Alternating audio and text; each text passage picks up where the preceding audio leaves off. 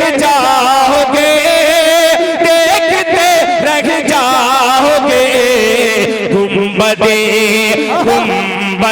خضرا کا جلوہ دیکھتے رہ جاؤ گے۔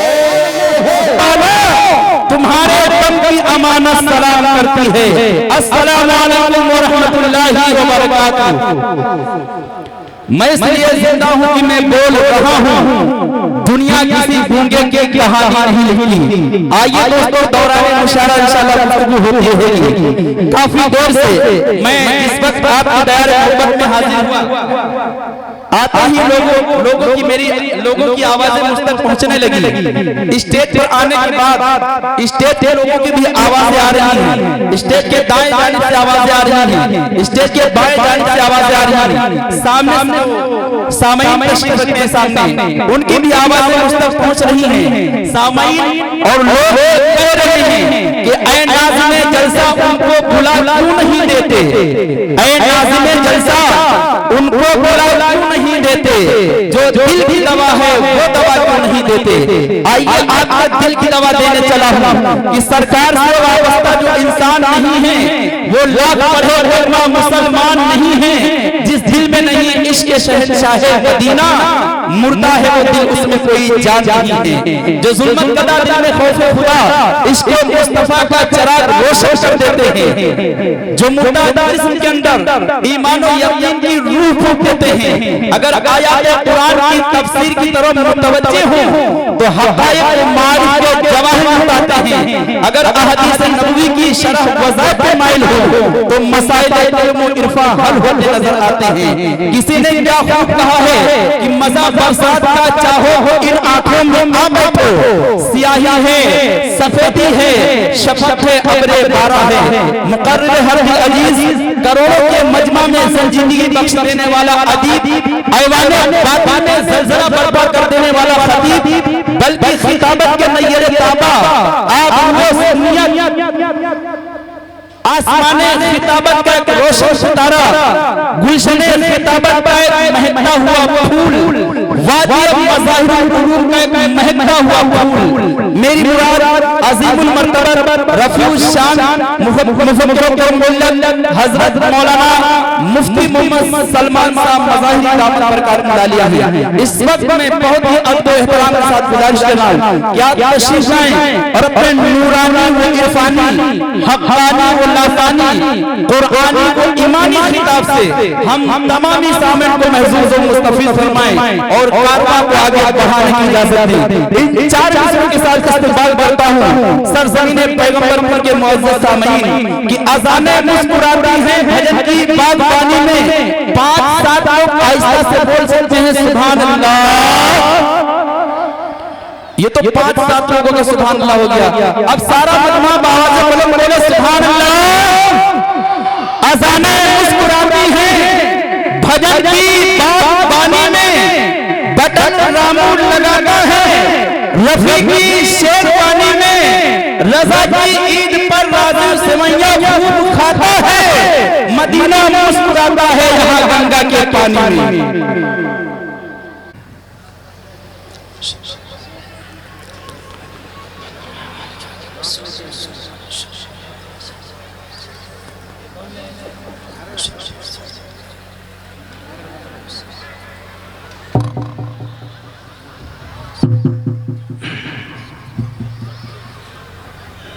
السلام علیکم ورحمۃ اللہ وبرکاتہ۔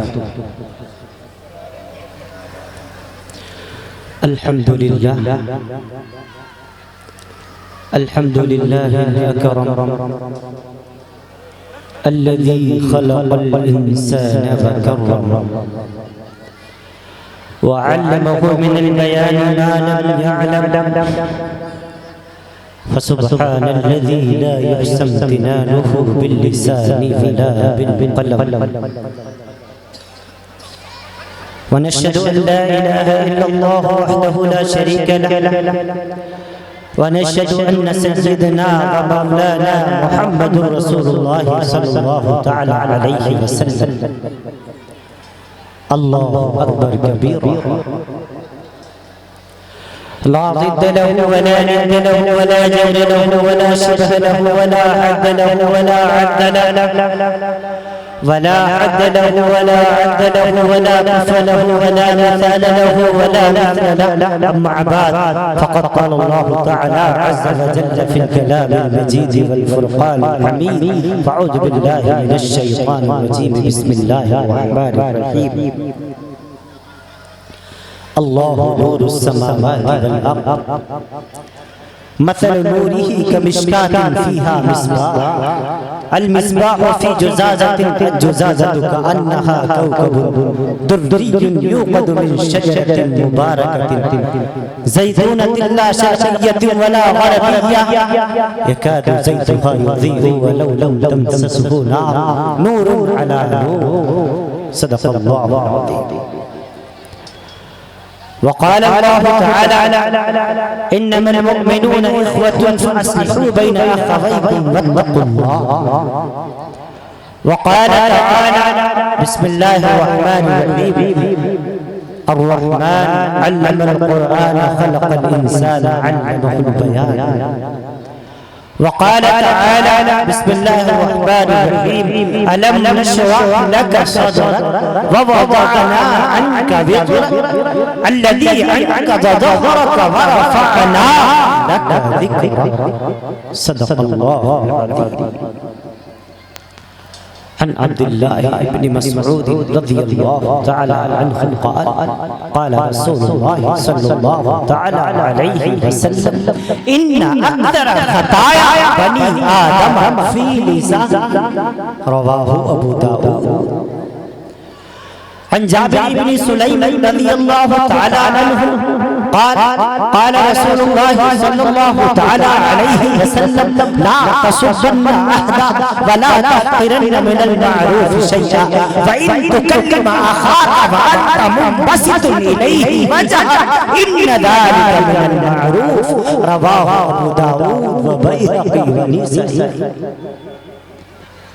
عن عائشة رضي الله تعالى عنها عن النبي صلى الله عليه وسلم قال يا عائشة إياك ومحقرات الذنوب فإن لها من الله غالبا. رواه أحمد. عن أبي الدرداء رضي الله تعالى عنه قال قال رسول الله صلى الله تعالى عليه وسلم إن العالم ليستغفر له من في السماوات ومن في الأرض حتى الحيتان في الماء. إن العلماء ورثة الأنبياء إن الأنبياء لم يورثوا دينارا ولا درهما إنما ورثوا العلم فمن أخذه أخذ بحظ وافر. رواه الترمذي وابن ماجه وابي داود ورواه احمد او كما قال رسول الله صلى الله تعالى عليه وسلم. واعظ قوم کی وہ پختہ خیالی رہی. مفکر اسلام ڈاکٹر علامہ اقبال رحمۃ اللہ تعالی علیہ فرماتے ہیں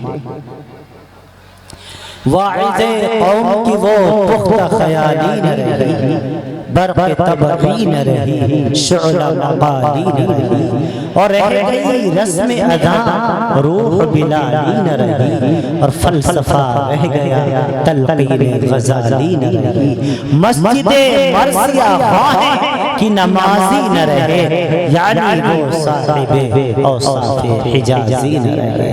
اور اقبال کہتے ہیں حقیقت خرافات میں کھو گئی حقیقت خرافات میں کھو گئی یہ امت روایات میں کھو گئی حقیقت خرافات میں کھو گئی یہ امت روایات میں کھو گئی. لبھاتا ہے دل کو کلام خطیب مگر لذت شوق سے بے نصیب کیوں بجھی عشق کی آگ اندھیرے مسلمان ہی راہ کا ڈھیرے. اور آخر میں اقبال ایک دعا مانگتا ہے اس دعا پر آپ بھی آمین کہہ دیجئے گا. فرمایا اے رب ذوالجلال قوت عشق سے ہر بست کو بالا لا آمین کہہ دیجئے. جس تعداد میں آپ یہاں موجود ہیں، آپ کے آمین کی آواز ہماری کانوں تک آئی نہیں۔ بلند آواز سے ایک مرتبہ کہیے ذرا آمین۔ ماشاءاللہ اب لگتا ہے کہ آپ زندہ دل ہیں اور زندہ قوم ہیں۔ زندہ قوم ہمیشہ بولا کرتی ہے، بولنا سیکھو۔ جب سے تم نے بولنا چھوڑ دیا، گونگے بن گئے، تب سے دوسرے تم پر حاوی ہو گئے۔ ہماری قوم کی ایک بڑی پریشانی یہ ہے قاری صاحب، جہاں بولنے کا حکم کیا جاتا وہاں بولتی نہیں، اور جہاں منع کیا جاتا وہاں خوب باتیں کرے گی۔ بار بار علماء کرام فرماتے ہیں جمعے کی نماز پڑھنے کے لیے جب جاؤ، امام صاحب جب خطبہ شروع فرما دیں تو کوئی بات نہ کرو، لا صلاۃ ولا کلام، نہ کوئی بات کرو نہ کوئی نماز پڑھو۔ ہماری قوم وہاں خوب بات کرے گی، خوب بکواس کرے گی، وہاں بولنے سے منع کیا گیا خوب بولے گی، اور یہاں بیچارے قاری سراج صاحب تین بار سلام کر رہے ہیں۔ اگر 3 مرتبہ سلام انہوں نے اپنی شادی کے موقع پر سسرال میں کی ہو، جو حضرات کتنا ان کو سلام کا جواب کیسے مل جائے گا آپ کو پتا ہے، اور یہاں بیچاروں کو خوشامد کرنی پڑ رہی ہے، جبکہ میرے نبی نے فرمایا افشوا السلام بینکم، سلام کو پھیلاؤ، سلام کو عام کرو۔ سلام اللہ کے ناموں میں سے ایک نام ہے، اللہ نے اپنے ناموں میں سے ایک نام عطا فرمایا جب کوئی بندہ کسی مسلمان کو سلام کرتا ہے السلام علیکم،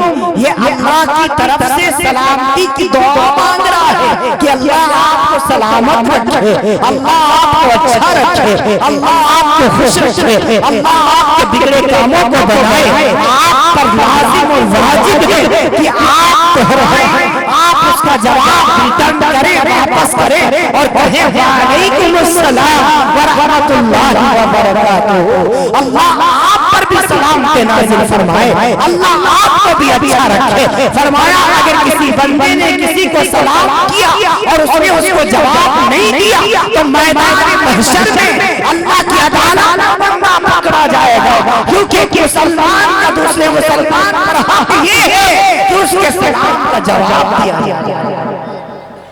یہ بھی بتانا پڑتا ہے کسی کو، ہمیں اس بات کا خیال رکھنا چاہیے۔ سلام سب سے بہترین سلام آپ کا ہے، سب سے بہترین سلام اللہ تعالیٰ نے آپ کو عطا فرمایا ہے۔ اسی لیے میں اکثر کہا کرتا ہوں سلام کیا کرو۔ قیامت کی علامتوں میں سے ایک علامت یہ بھی ہے کہ لوگ سلام کرنا بند کر دیں گے، صرف جان پہچان کی بنیاد پر ایک دوسرے کو سلام کریں گے۔ اگر ہماری آپ سے جان پہچان ہے پھر تو سلام کریں گے، اگر جان پہچان نہیں تو آپ علامہ اپنے گھر کے ہوں گے، حضرت کو سلام نہیں کیا جائے گا۔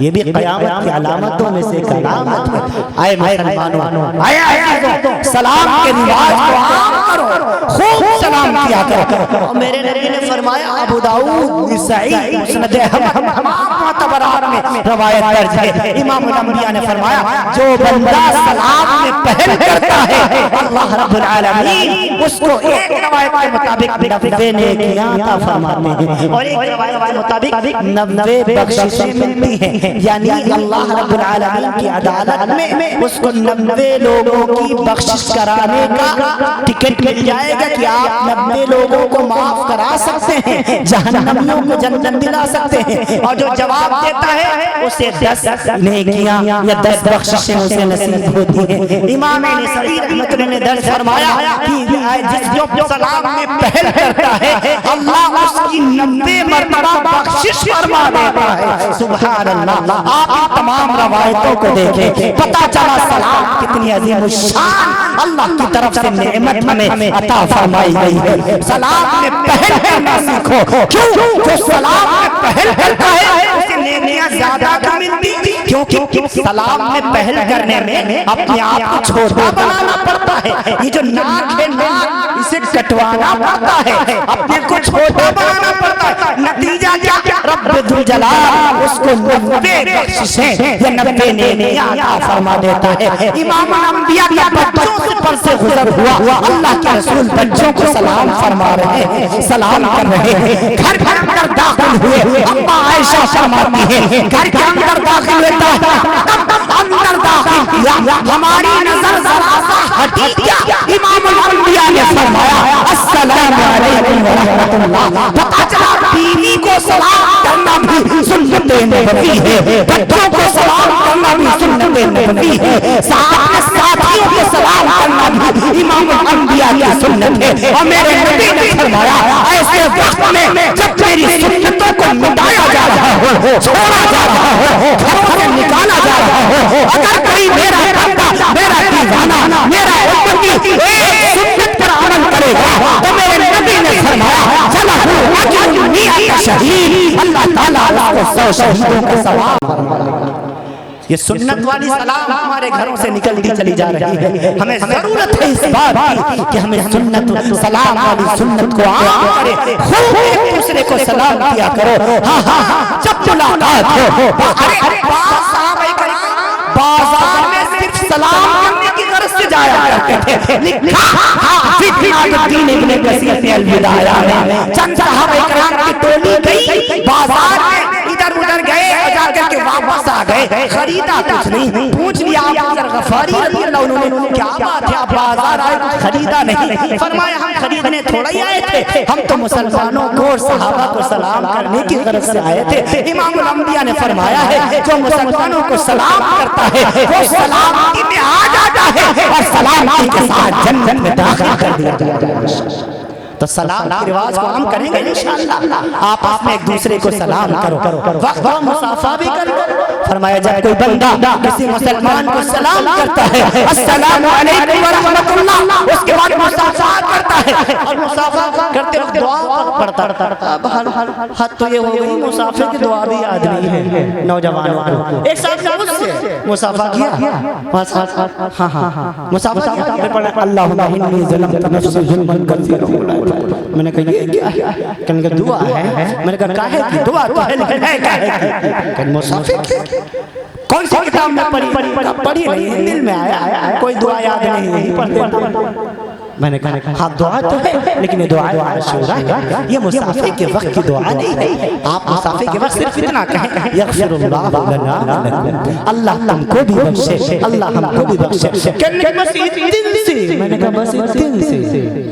علماء سے رابطہ کرو, یہ آپ کو بتائیں گے مصافحے کی دعا کیا ہے. فرمایا جب کوئی بندہ سلام کرتا ہے پھر مصافحہ کرتا ہے اور دعا پڑھتا ہے یغفر اللہ لنا ولکم, اللہ تمہیں بھی بخشے, اللہ ہمیں بھی بخشے. امام الانبیاء نے فرمایا وہ اپنے ہاتھوں کو الگ نہیں کر پاتے ہیں کہ اللہ دونوں کے گناہوں کو معاف کر دے. سبحان اللہ. بتاؤ اس سے اچھا پیغام کون دے گا. آپس میں خوب سلام کیا کرو, سبحان اللہ, مصافحہ کیا کرو. اور ہاں ایسے وقت میں مصافحہ نہ کرنا جب کوئی قضاء حاجت کے لیے جا رہا ہو, کوئی جا رہا بیت الخلاء شریف اور آپ مصافحے کے چکر میں پڑ گئے, اس کا ہاتھ پکڑ کے دعا پڑھنے لگے یغفر اللہ لنا ولکم, آپ حال چال پوچھنے لگے, پھر 35-40 سے ہی ہو جائے گا, وہ ناپاس ہو جائے گا.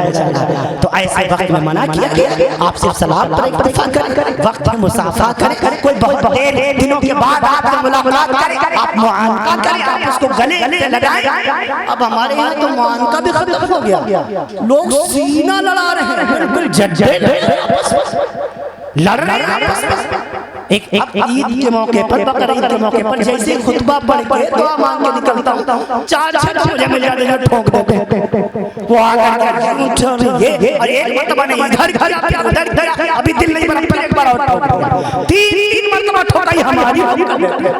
ایک صاحب سے ہم نے کہا کہاں کر رہے ہو, کہ گلے ملنے. ہم نے کہا یہاں پر گلا یہ ہے, ایک ہوتا ہے معانقہ, ایک ہوتا ہے مبادنہ, ایک ہوتا ہے مصادرہ. گلے سے گلا ملنے کو معانقہ کہتے ہیں, جو سینے سے سینہ ملائے اسے مصادرہ کہتے ہیں, جو پیٹ سے پیٹ ملائے اسے مبادنہ کہتے ہیں.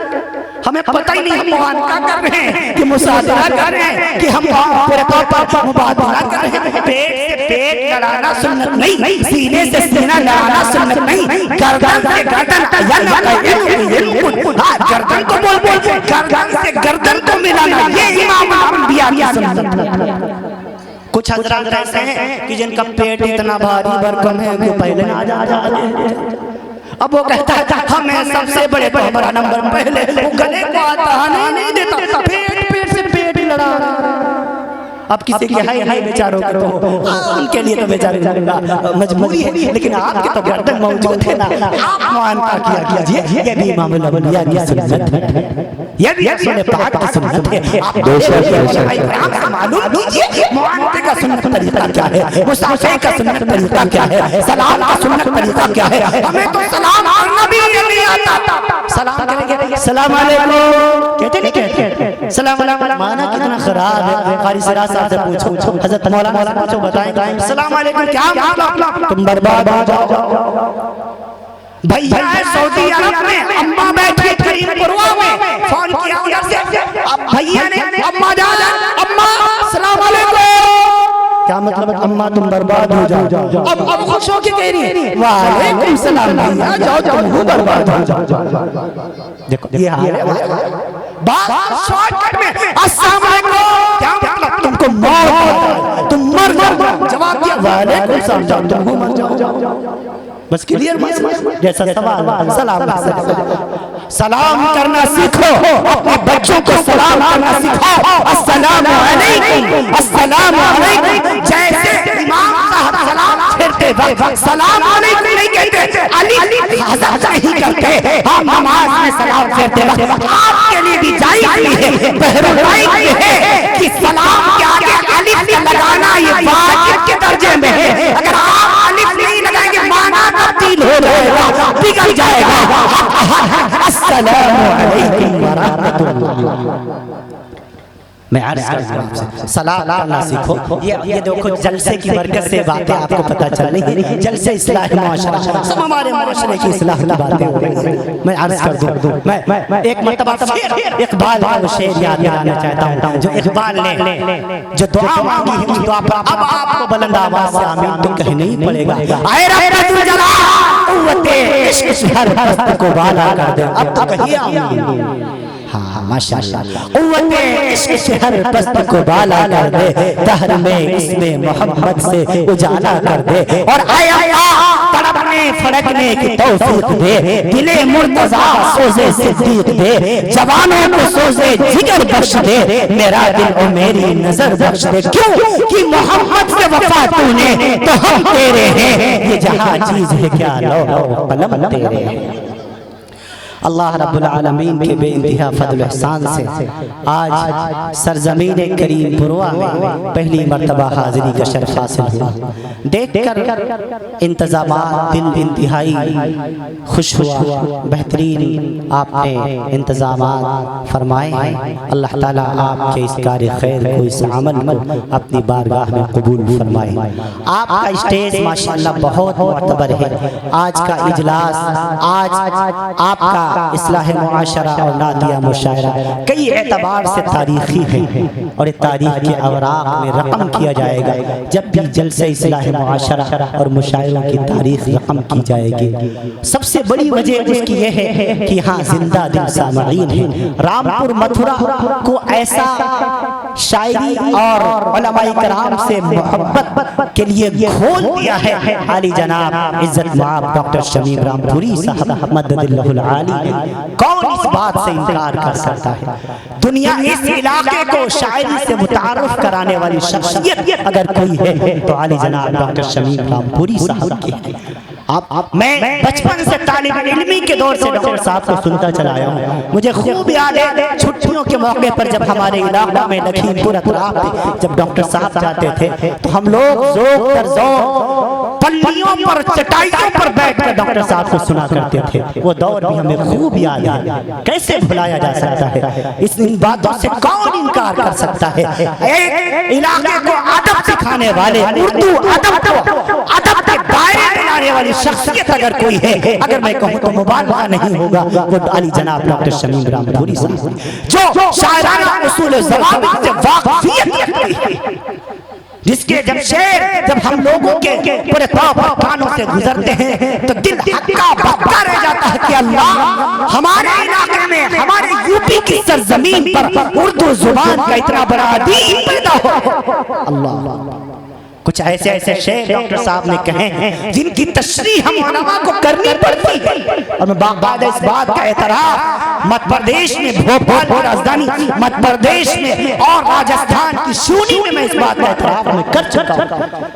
ہمیں اکثری طور پر ان باتوں کا عادی نہیں ہوں کہ کسی کی اس طریقے سے تعریف کی جائے اس کو، لیکن کچھ باتیں ایسی ہوتی ہیں جو زبان پر آ ہی جاتی ہیں اور اس میں خیر کوئی مبالغہ نہیں ہوتا۔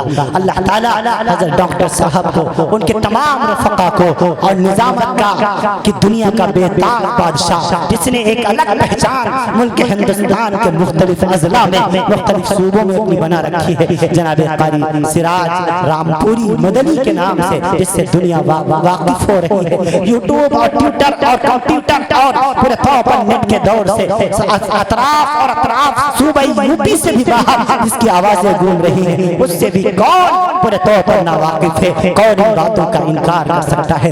سب سے نام اگر میں گنانے لگ جاؤں تو اسی میں سارا وقت چلا جائے گا۔ بہرکیف جو جہاں ہے اپنے آپ میں خود ایک وہ اپنی دنیا ہے، اور خود وہ اپنا ایک پورے طور پر سمندر کی طرح گہرائی اپنے آپ میں رکھتا ہے۔ چاہے جناب جاوید ساحل صاحب ہو، دل خیر آبادی جو ہندوستان اور ہندوستان سے باہر جہاں دنیا اردو سمجھتی اور جانتی اور پہچانتی ہے، وہاں ڈاکٹر شمیم رامپوری اور دل خیر آبادی اور تمام کے تمام شعراء معتبر شعراء کرام جو آج آپ کے اس اجلاس کے پورے طور پر دولہا ہیں، ہاں ان کو سنا جاتا ہے، ان کو پسند کیا جاتا ہے۔ کئی میرے دوست برطانیہ اور انگلینڈ اور ملک شام سے رہنے والے جو اردو سے واقفیت رکھتے ہیں، انہوں نے خود مجھے براہ راست کہا کہ آپ کے علاقے کا، آپ کے ملک ہندوستان کا یہ شاعر ہے، اس نے فلاں شعر کہا ہے جو دنیا میں دھوم مچا رہا ہے، وہ دل خیر آبادی کا نام، شمیم رامپوری کا نام، دیگر ہمارے شعراء حضرات کا نام۔ اللہ تعالیٰ ان کی ان کاوش جمیلہ کو اپنی بارگاہ میں قبول فرمائے، اور آئے رحمت الجلال میں دعا کرتا ہوں جس طریقے سے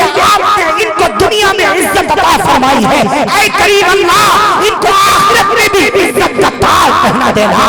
ان کو پورے طور حضرت حسان بن ثابت رضی اللہ تعالیٰ عنہ، حضرت عبداللہ بن رواحہ رضی اللہ تعالیٰ عنہ، اور حضرت عبداللہ بن سعید رضی اللہ عنہ، کون بھلا سکتا ہے حضرت سعید بن اسود رضی اللہ عنہ کی شاعری کو، کون بھلا سکتا ہے عبداللہ بن رواحہ رضی اللہ عنہ کی شاعری کو، ارے ابو بکر صدیق رضی اللہ تعالیٰ عنہ جنہوں نے بھی بڑے کام کے شعر کہے ہیں، دنیا ان کو بھلا نہیں سکتی۔ ان تمام باتوں کا تذکرہ امام بخاری رحمت اللہ تعالیٰ علیہ نے اپنے مکتوبات میں کر دیا ہے۔ امام جلال عبد الرحمن السیوطی نے پر الگ سے کتاب لکھی ہے، اس کے اندر ان شعراء کا تذکرہ کیا ہے اور فرمایا ہے یہ وہ شاعر رسول ہیں جو منبر رسول پر بیٹھ کر کے اللہ اور اس کے رسول کی شان بیان کیا کرتے تھے۔ امام الانبیاء سے فرمائش کیا کرتے تھے آپ یہ شعر کہیں، آپ یہ شعر کہیں، جب پورے طور پر مشرکین مکہ جو کہ عرب کتنے ہیں پیدائشی شاعر ہوا کرتے تھے، شاعری تو ان کی گھٹی میں پورے طور پر رچی اور بسی ہوا کرتی تھی، ان کے یہاں کا تو بچہ شاعر ہوا کرتا تھا۔ جب وہ امام الانبیاء کے خلاف کوئی شعر کہتا تھے، امام الانبیاء اور صحابہ کرام کی ایک جماعت اپنے پورے طور پر ان کو حکم دیا کرتی تھی، اے صحابہ، اے حسان، اے عبداللہ، اے سعید بن اسود، آپ کھڑے ہو جائیے، آپ اپنے شاعرانہ اصول و ضوابط میں رہ کر فلانے کو اس مشرک کو شاعرانہ انداز میں اس کا جواب دیجئے۔ اور جب وہ سب جواب دیتے تو مشرک تنگ رہ جایا کرتے تھے، اور پھر ان سے کوئی جواب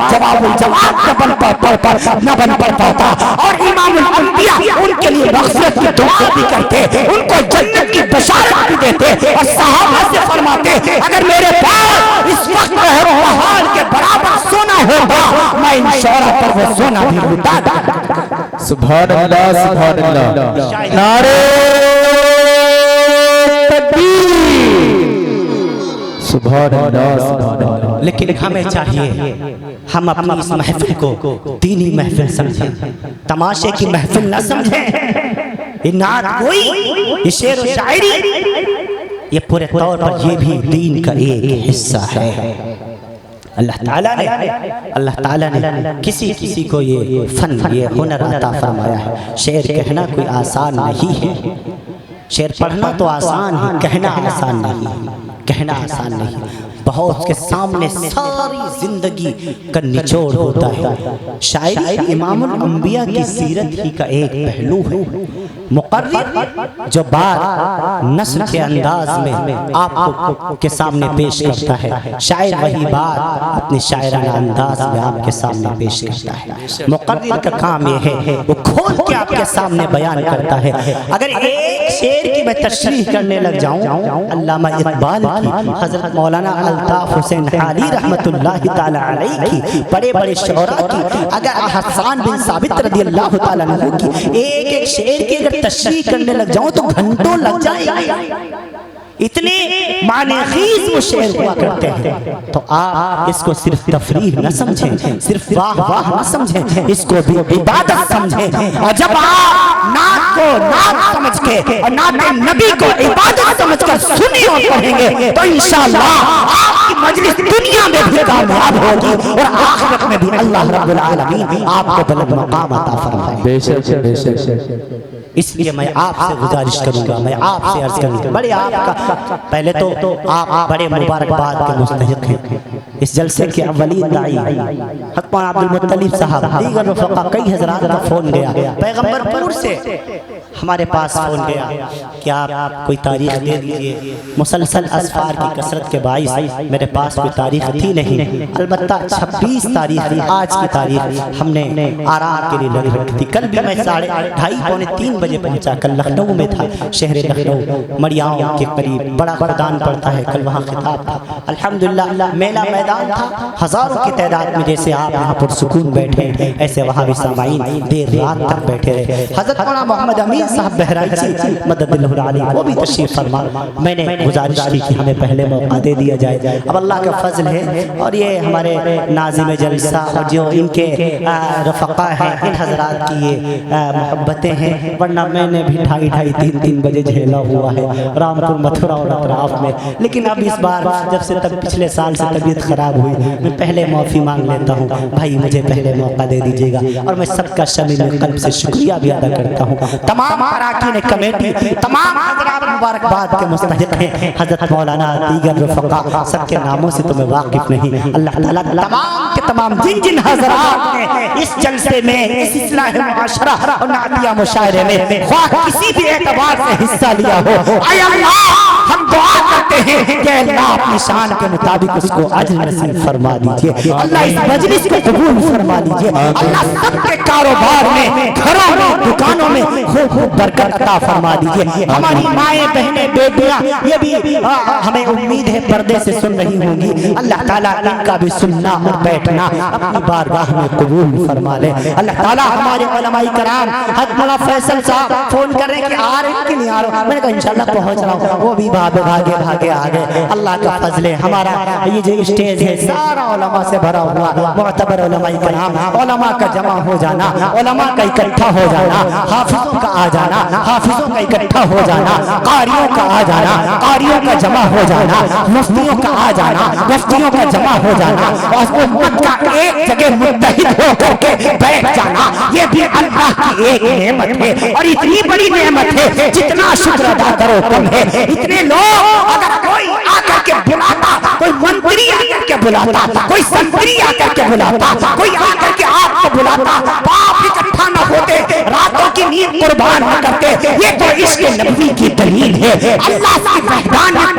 پر برنے والوں کا جذبہ ہے کہ یہ متحد ہو کر کے بیٹھے ہوئے ہیں. اے مسلمانوں, جب تک کہ اتحاد قائم رہے گا دنیا کی کوئی طاقت تمہیں پورے پاؤں پر کچھ نہیں تمہارا بگاڑ سکتی. اور مجھے پتا چلا, مجھے بتایا گیا ہماری اس مجلس کے اندر ہمارے ہندو بھائی بھی شریک ہیں.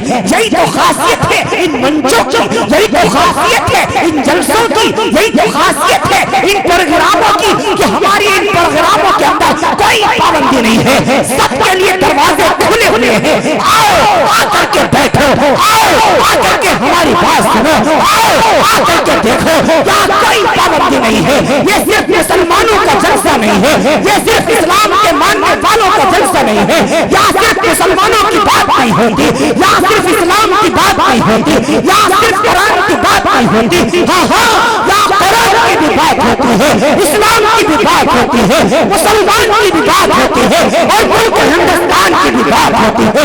यहाँ बसने वाले तमाम इंसानों के हुकूक की बात की जाती है, इन जलसों में बताया जाता है, आए मुसलमानों देखो तुम्हारे नबी ने तुम्हें हुक्म दिया है, लैसल मुमिनुल लज़ी यशफउ वजारहु वजारुन इला जंबी, खबरदार तुम्हारा पड़ोसी कोई भी हो, मुसलमान हो या गैर मुस्लिम हो या बुद्धिस्ट हो या जैनिस्ट हो या कम्युनिस्ट हो, अगर वो भूखा है ये मत देखो धर्म क्या है, बल्कि उसके पेट के हाथ पर बुझाओ। हमारे नबी ने फरमाया अगर तुम्हारे पास कोई जरूरतमंद आ जाए उसका धर्म न देखो, उसका मजहब न देखो, बल्कि इंसानियत की बुनियाद पर उसकी मदद करो। इन जलसों के अंदर सिर्फ मुसलमानों की बात नहीं बल्कि इंसानियत की बात की जाती है, यही इस्लाम की हक़ानियत की बैन दलील है। आ जाओ आकर के हमारे पास बैठो। एक तरफ अगर मैं इमामुल अंबिया की बात करता हूँ तो दूसरी तरफ मैं राम जी की भी बात करता हूँ, अगर एक तरफ रब के कुरान की बात करता हूँ दूसरी तरफ ऋग्वेद का सूत्र भी पढ़ करके सुनाता हूँ। ऋग्वेद के काट नंबर 72 में कह दिया गया इनका मेरे शहंदी चरा जम्मू मैं शकरदी सरवात में हर ना दरिया, आए दुनिया के इंसानों इनने तुम्हें हुक्म दिया है, तुम्हें पूरे तौर पर ये पैगाम दिया है, आए लोगों आपस में नफरत न करना, आपस में पूरे तौर पर मोहब्बत के साथ रहना। यही मैं कुरान के हदीस से बताता हूँ। मेरे नबी ने कहा ला तहसदू वला तबगदू वला तदाबरू वला तनाजशू कुनू इबादल्लाहि इखवाना। मैं तुम्हें पढ़ करके सुनाता हूँ। हाँ हाँ ऋग्वेद सुनना है इन मंचों पे है, यजुर्वेद सुनना है इन मंचों पे है, हाँ हाँ सामवेद सुनना है इन जलसों में है, आपका पूरा अथर्ववेद सुनना है इन जलसों में है, आपका भविष्य कुरान का ज्ञान हासिल करना है आज के इस मंचों में, आपको कल की कुरान सुनना है आज के इस मंचों में। 18 कुरानों का ज्ञान आप यहाँ से लेके जाएंगे। 19 प्रकार की रामायणें जो हमारे मुल्क हिंदुस्तान में पढ़ी जाती है वो आपको इन मंचों से उनका पैगाम मिलेगा, जहाँ से बताया जाएगा सिर्फ आप ही के तालीम नहीं है, हमारे मज़हब इस्लाम ने भी हमें ये तालीम दी है। हाँ हाँ जहाँ आकर के बताया जाता है आपकी रामचरितमानस में कहा गया, आपकी रामायण में कहा गया शंकर जगत बंधु जगदीशा सुरनरी मुनि सब नावक शीशा नाथ सकल संपदा तुम्हारी मैं सेवक समेत तुम्हारी कादर मन को एक धारा दैव दैवान सी पुकारा जहाँ सुबह तहाँ संपत्ति लाना जहाँ कुबत तहाँ विपत्ति निधाना पर हित शरीर धर्म नहीं भाई पर पीड़ा सब नहीं अधवाई। चाहिए सुबह पंडित जी से जाकर के किसी आचार्य को पकड़ करके किसी वेदास को पकड़ करके इन महीन पूरे तौर पर इस लोगों का तर्जमा सीख लेना जहाँ बताया जाता है सर्दों सा पुष्णे हाथाप्या भूत निचिता मिथ्या तंद्रा भयम क्रोधम आलस्यम दिल सूत्रता जहाँ आकर के सिखाया जाता है आए लोगों कोई नफरत की बात ना करो, मोहब्बत के पैगाम को आम करो। यही इस्लाह मुआशरा का पैगाम है, यही सीरत नबी का पैगाम है, यही नातिया मुशायरे का पैगाम है। चाहे एक तरफ मैं इमाम अंबिया अहमद मुस्तफा मोहम्मद मुस्तफा सल्लल्लाहु अलैहि वसल्लम के दादा परदादा का नाम गिनाता हूँ, वही मैं राम जी की पीढ़ी के भी नाम गिनाया करता हूँ। राम के वालिद का नाम दशरथ था कि नहीं था, राम के दादा का नाम आज था कि नहीं था, राम के परदादा का नाम रघु था कि नहीं था, राम के परदादा के बाप का नाम गोकक्षी था कि नहीं था, उनके वालिद का नाम रविदास था कि नहीं था, उनके वालिद का नाम धर्मराज था कि नहीं था, राम के नबी पुष्ट में नबे दादा का नाम पूरे पाप गोकक्षी था कि नहीं था, राम के 10वीं पुष्ट में 10वें दादा का नाम राजा हरिश्चंद्र था कि नहीं था, राम के बेटे का नाम लौह और कुश था कि नहीं था, राम के परपोते का नाम अग्निवरण था कि नहीं था।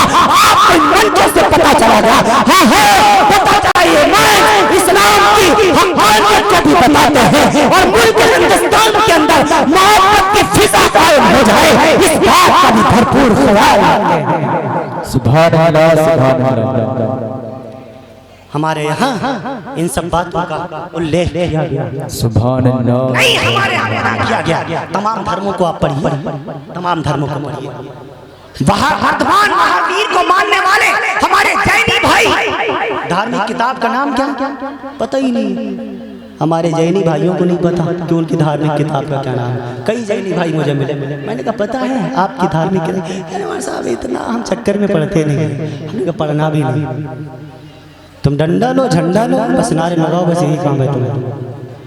تعلیم کے میدان میں آ جائیے، ایجوکیشن سسٹم مضبوط کیجیے۔ دھارمک کتاب کا نام تھاڑا روپانگ، وردھمان مہاویر کی کتاب، نیٹ پہ سرچ کریں گے آ جائے گی، آپ کو ملے گا۔ الحمدللہ میں پڑھتا ہوں اس کو۔ گوتم بدھ کو ماننے والے ہمارے جتنے بدھسٹ بھائی ہمارے ملک ہندوستان کے اندر تقریباً 4.5 کروڑ کی تعداد میں ہمارے بدھسٹ بھائی موجود ہیں۔ ان کی دھارمک کتاب کا دیگ نکائے، آپ اس کا مطالعہ کریں۔ بہت سے مذاہب ہمارے ملک ہندوستان کے اندر، دنیا میں ہزاروں مذاہب، there is 1019 religions in all world۔ دنیا میں تقریباً 1019 مذاہب، 1019 دھرم کے ماننے والے لوگ موجود ہیں۔ شریعت اسلام نے حکم دیا آپ تمام دھرموں کو پڑھنا شروع کیجیے۔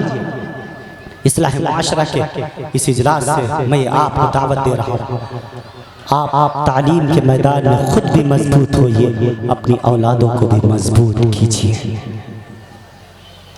جب تک یہ قوم تعلیم کے میدان میں آگے نہیں آئے گی، مار کھاتی رہے گی۔ خوب یاد رکھو، کوئی قوم اس وقت ترقی نہیں پا سکتی جب تک اس قوم کا ایجوکیشن سسٹم مضبوط نہ ہو جائے، جب تک وہ تعلیم کے میدان میں اعلیٰ مقام حاصل کرتا۔ اپنے بچوں کو تعلیمی میدان میں آگے لے کر کے آئیے۔ آپ نے انگلش بھی پڑھائی ہے، الحمدللہ ہم نے انگلش بھی پڑھی، انگلش بھی پڑھتا ہوں میں، انگلش کا مخالف ہرگز نہیں، میں کالجوں کا یونیورسٹیوں کا میں مخالف ہرگز نہیں، لیکن مخلوط تعلیمی نظام کا ضرور میں مخالف ہوں، جس میں جوان بیٹیاں، جوان بہنیں، جوان لڑکوں کے ساتھ بیٹھ کر کے تعلیم حاصل کریں۔ اس بات کو ہمارے علماء کرام منع کرتے ہیں، اور یہ ایک زہر، ایک ناسور ہمارے ملک ہندوستان کے اندر بن گیا ہے، جس کی وبا سارے ملک میں اور ملک سے باہر بھی فضاؤں میں پھیل چکی ہے۔ نتیجہ یہ ہے ہماری مائیں، ہماری بہنیں، جوان بہنیں ہماری، جن کا نام رقیہ ہے، جن کا نام زنیرہ ہے، جن کا نام عائشہ ہے، جن کا نام عاتقہ ہے، جن کا نام صادقہ اور صابرہ ہے، لیکن اس مخلوق تعلیم نظام کی وجہ سے آج ان کا گھر برباد ہو رہا ہے، ان کا باپ سر اٹھانے کے قابل نہیں ہے، آج اس کے بھائی کو سماج میں سر جھکا کے چلنا پڑ رہا ہے۔ تو اس مخلوق تعلیمی نظام کا اثر ہے۔ آپ اپنی بیٹیوں کو بے شک آپ تعلیم دلوائیے، آپ اپنی بیٹیوں کو تعلیم یافتہ بنائیے، لیکن ایسے کالجوں میں جہاں پڑھنے والی صرف بیٹیاں ہوں، پڑھانے والی معلمات صرف اور صرف بیٹیاں ہوں، اجازت نہیں ہے، اجازت نہیں ہے شریعت کی طرف سے۔ میں آپ کو اشارہ کر رہا ہوں، حالات بہت خراب ہوتے چلے جا رہے ہیں، حالات بد سے بدتر ہوتے چلے جا رہے ہیں، اب بیدار ہونا پڑے گا، اب ان باتوں کو سمجھنا پڑے گا۔ کئی والدوں کے میرے پاس فون آتے ہیں، کئی والدوں کے میرے پاس فون آئے، آ کر کے رو کر کے کہنے لگے، حضرت جی آپ میری بیٹی کو سمجھا دیجئے، آپ اس سے بات کر لیجئے، اس سے کہہ دیجئے یہ قدم نہ اٹھائے، سماج میں اس کے باپ کی ایک عزت ہے، اس کے بھائی کی ایک عزت ہے، اس کی ماں کی ایک عزت ہے۔ ہاں میری بیٹی غلط راستے پر جا رہی ہے، جہاں وہ رشتہ کرنا چاہتی ہے، نہ ان کا ہماری برادری سے کوئی تعلق ہے، نہ خاندان سے کوئی تعلق ہے، نہ ان کا ہمارے دھرم سے ریلیجن سے کوئی تعلق ہے۔ ہاں وہ صرف محض کالج اور یونیورسٹیوں سے متاثر ہو کر کے صرف عشق اور معشوقی کے چکر میں پڑ کر کے اپنے ماں کو بھی ٹھوکر مار رہی ہے، اپنے باپ کو بھی رسوا کر رہی ہے، اپنے بھائیوں کو بھی ذلیل کر رہی ہے. آپ ذرا اس بیٹی سے بات کر لیجیے، سمجھا دیجیے. ہائے اللہ میری بہنوں، کیا ہو گیا تمہیں؟ وہ ماں جس نے زندگی کے تمام شعبوں میں تمہاری حفاظت کی ہے، وہ باپ جس نے تمہاری ہر خوشی برداشت کی ہے، تم نے اس باپ سے یہ حق بھی چھین لیا کہ تمہاری زندگی کا اتنا بڑا فیصلہ تمہارا باپ کر سکتا. کیا ہو گیا تمہیں؟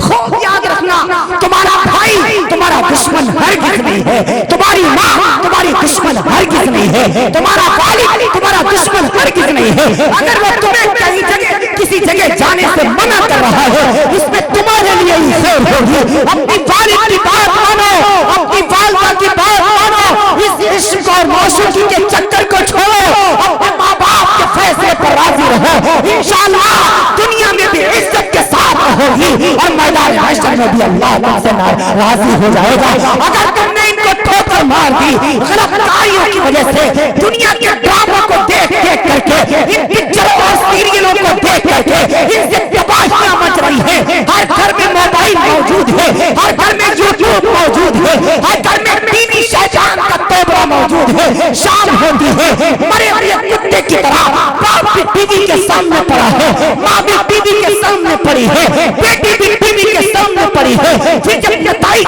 غلط آتے ہیں تب روتے پھرتے ہیں، مولویوں کے پاس آتے ہیں، ایک تعویذ بنا دیجیے تاکہ ہمارا بیٹا سدھر جائے، تاکہ ہماری بیٹی سدھر جائے.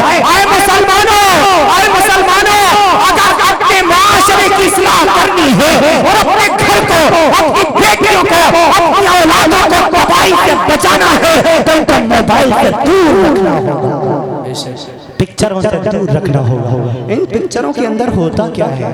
پکچریں ہم نے دیکھی نہیں، اللہ کا فضل ہے، اللہ کا، لیکن پڑھا ہے. حضرت مولانا نظم الحفیظ ندوی رحمت اللہ علیہ جن کا انتقال ابھی پچھلے سال، آج کے تمام ندویوں کے استاد مکرم، انہوں نے ایک کتاب لکھی ٹی وی کی تباہ کاریاں. اس کے اندر اس کا میں نے ایک مرتبہ نہیں، اس کا میں نے 17 مرتبہ مطالعہ کیا. حضرت نے اس میں تمام حقائق پیش کر دیے. یہ ٹی وی، یہ سیریل بنتے کیسے ہیں، یہ ڈرامے بنتے کیسے ہیں، یہ پکچریں بنتی کیسی ہیں، کون سی فیبریکیشن پلاننگ کام کر رہی ہے، کون سا مائنڈ کام کر رہا ہے، کون سا سسٹم کام کر رہا ہے، وہ کون لوگ ہیں جو پورے طور پر اس کار کو انجام دے رہے ہیں، کون لوگ ہیں جو پورے طور پر ایک پلاننگ کے تحت کام کر رہے ہیں. آئے لوگوں، ہاں ان پکچروں کے ذریعے سے، ان پکچروں کے ذریعے سے بتایا جاتا ہے. نوجوانوں غور سے سنو، نوجوانوں غور سے سنو، ہاں ان پکچروں کے اندر تمام کی تمام برائی لائیو ٹیلی کاسٹ کی جاتی ہے، عملی طور سے دکھائی جاتی ہے، جو آج معاشرے کے اندر ناسور بنی. ان پکچروں کے اندر بتایا جاتا ہے، دیکھو ماں سے بغاوت کر کے، باپ سے بغاوت کر کے اپنے پسند کے لڑکے سے شادی کیسے کرنی ہے، ان پکچروں کے اندر سمجھایا جاتا ہے. ان پکچروں کے اندر بتایا جاتا ہے گھر سے کیسے فرار، ان پکچروں کے اندر بتایا جاتا ہے کیسے دوسری کی بہن کی عزت کو لوٹنا، جو ولین کی شکل میں لکھا بڑا نظم حفیظ ندوی رحمت اللہ تعالی. ان پکچروں کے اندر سے بتایا جاتا ہے پیدا کرنے والی ماں کو کیسے دھوکے دے کر کے پورے باپ کو خون کے آنسو میں رلایا جاتا ہے. ساس بھی کبھی بہو تھی، کسوٹی زندگی کی سیریل کہاں سے آیا؟ کون ایک برطانیہ اور انگلینڈ اور فرانس میں بیٹھا ہوا یہودی جو ایک پلاننگ کے تحت کام کر رہا ہے. یہودی تو ہمارے گھروں کے اندر نہیں آ پایا، لیکن اس نے اپنا ایک یہودی پروفیسر موبائل کی شکل میں، ٹیلی ویژن کی شکل میں اور یوٹیوب کی شکل میں ہمارے ہاتھوں میں دے دے. وہ ٹی وی، وہ موبائل ہمارے بچوں کو صبح سے لے کر شام تک 24 گھنٹے کے 1440 منٹ کے 86,400 سیکنڈ میں ہر ایک سیکنڈ ہماری بچوں کو زہر کی گولیاں دے رہا ہے. چھوٹے چھوٹے بچوں کے ہاتھوں میں موبائل، اللہ اکبر، اب تو حد یہ ہو گئی، ہماری ماؤں نے اپنے بچوں کو چپ کرانے کے لیے موبائل ہاتھوں میں دے دی کہ بچہ خاموش ہو جائے، بچہ چپ ہو جائے، اس پر کارٹون لگا دی، کارٹون دیکھ رہا ہے۔ اب آپ بتائیں، چھوٹا سا بچہ ہے، معصوم سا بچہ ہے، معصوم سا بچہ ہے، کارٹون دیکھ رہا ہے، ایک کارٹون نے دوسرے کارٹون کو پکڑا، اس کے ہاتھ کاٹے، اس کے پیر کاٹے، اس کا گلا کاٹا، اس کے اندر سے خون نکلا، خون نکلتا ہوا وہ بچہ معصوم سا دیکھ رہا ہے۔ اب وہ جو یہ سب چیزیں دیکھ رہا ہے، بتاؤ اس کے اندر خون کی اہمیت کوئی رہ جائے گی؟ وہ لائیو مرڈر کا بھی اسی ڈرامے اور کارٹون کو مرڈر سمجھے گا، اور نتیجہ یہ ہے آج ہمارے بچوں کے اندر سے خوف ختم ہو گیا۔ آج سے 10 سال پہلے، 20 سال پہلے جب ہمارا بچپن تھا، کوئی ایک پولیس والا آ جاتا تھا تو بچے تو دور کی بات، بڑے بھی گھروں میں چھپ جاتے تھے، حالانکہ کوئی جرم نہیں کیا ہے۔ اور آج چھوٹے چھوٹے بچے کہو تو پولیس والے کی جیب سے پستول نکال رہے ہیں۔ یہ حال ہے، یہ خوف کہاں سے ختم ہو گیا، یہ ڈر کہاں سے ختم ہو گیا؟ یعنی کارٹونوں کی دین ہے، اسی موبائل کی دین ہے، اسی سیریل کی دین ہے، اسی پکچروں کی دین ہے۔ آئے نوجوانوں، اپنے آپ کو اس تباہی سے بچاؤ۔ آئے امت مسلمہ کے غیور مسلمانوں، اپنی اولادوں کو اگر تباہی سے بچانا ہے تو ان کے ہاتھوں میں موبائل کی جگہ اللہ کا قرآن دینا ہوگا، موبائل کی جگہ دینی کتابیں دینی ہوں گی، موبائل کی جگہ انہیں پورے طور پر ایسی چیزیں دینی ہوں گی جس سے ہمارے بچوں کی زندگی کی کایا پلٹے، انہیں نبی کی سیرت پتہ چلے، رسول اللہ کا طریقہ پتہ چلے، اما عائشہ کا طریقہ پتہ چلے، ہمارے نوجوانوں کو صدیق اکبر کا آئیڈیل پتہ چلے، صدیق فاروق اعظم کا ماڈل پتہ چلے، سیدنا عثمان غنی، سیدنا علی رضی اللہ عنہ کا طریقہ پتہ چلے۔ ایسی چیزیں اپنے گھروں کے اندر پورے طور پر اختیار کر لیں۔ جب تک ہم یہ نہیں کریں گے معاشرے کی اصلاح ہونے والی نہیں ہے۔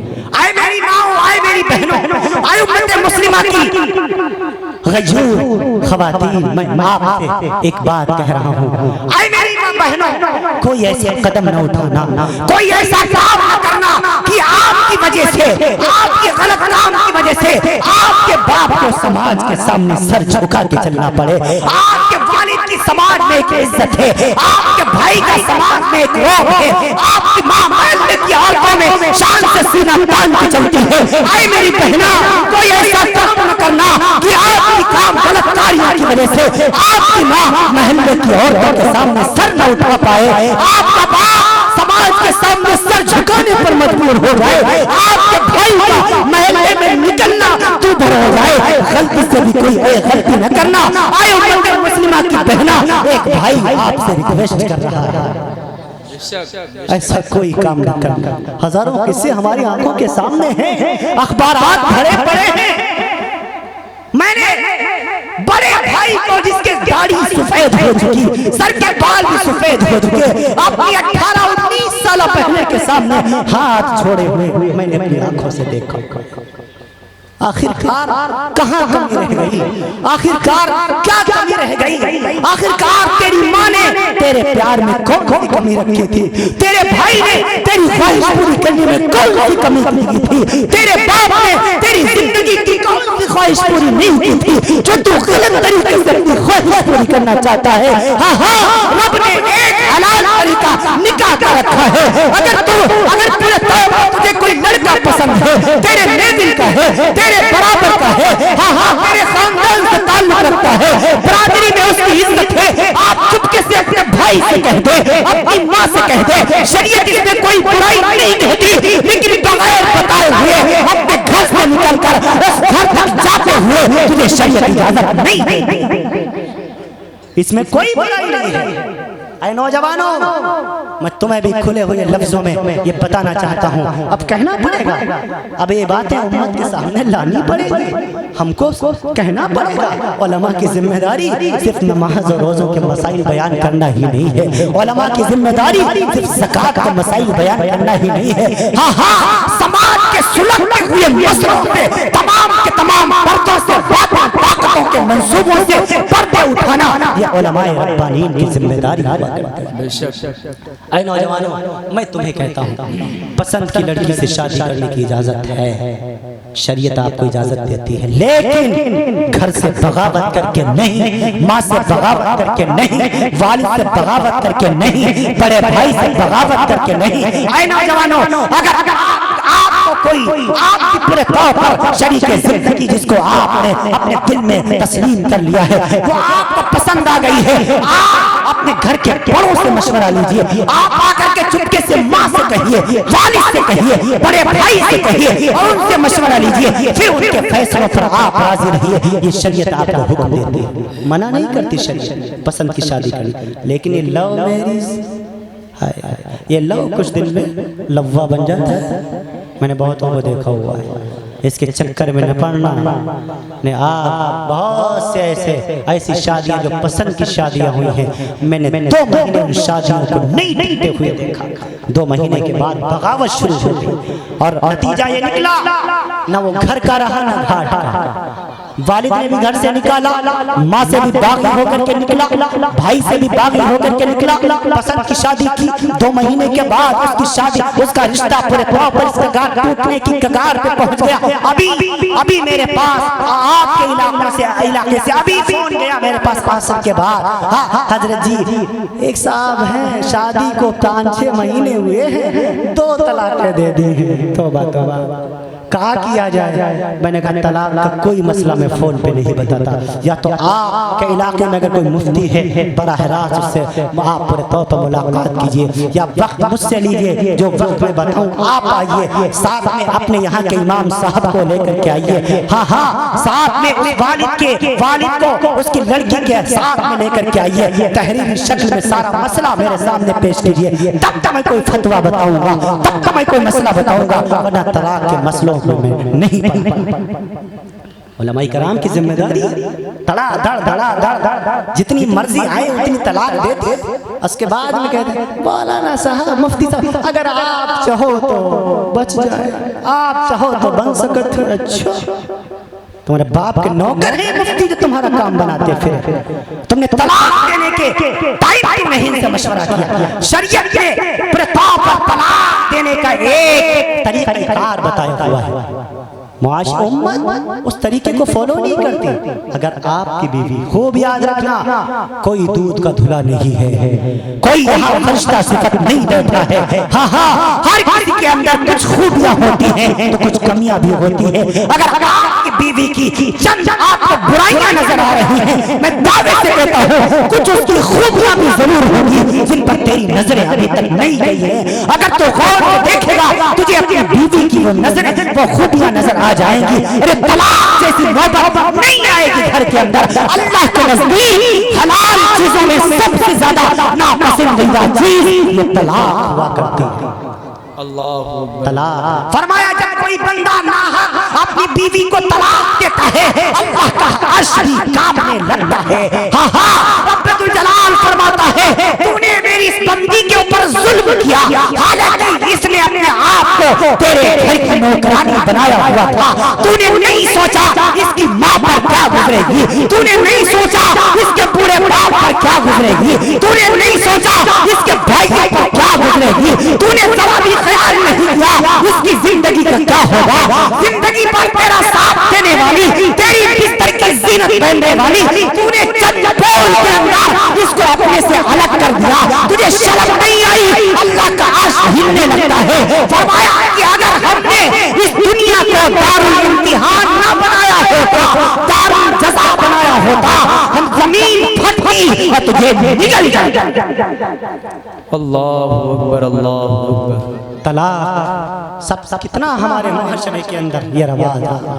یہ ایک حدیث میں نے پڑھی، میں حیران ہو گیا۔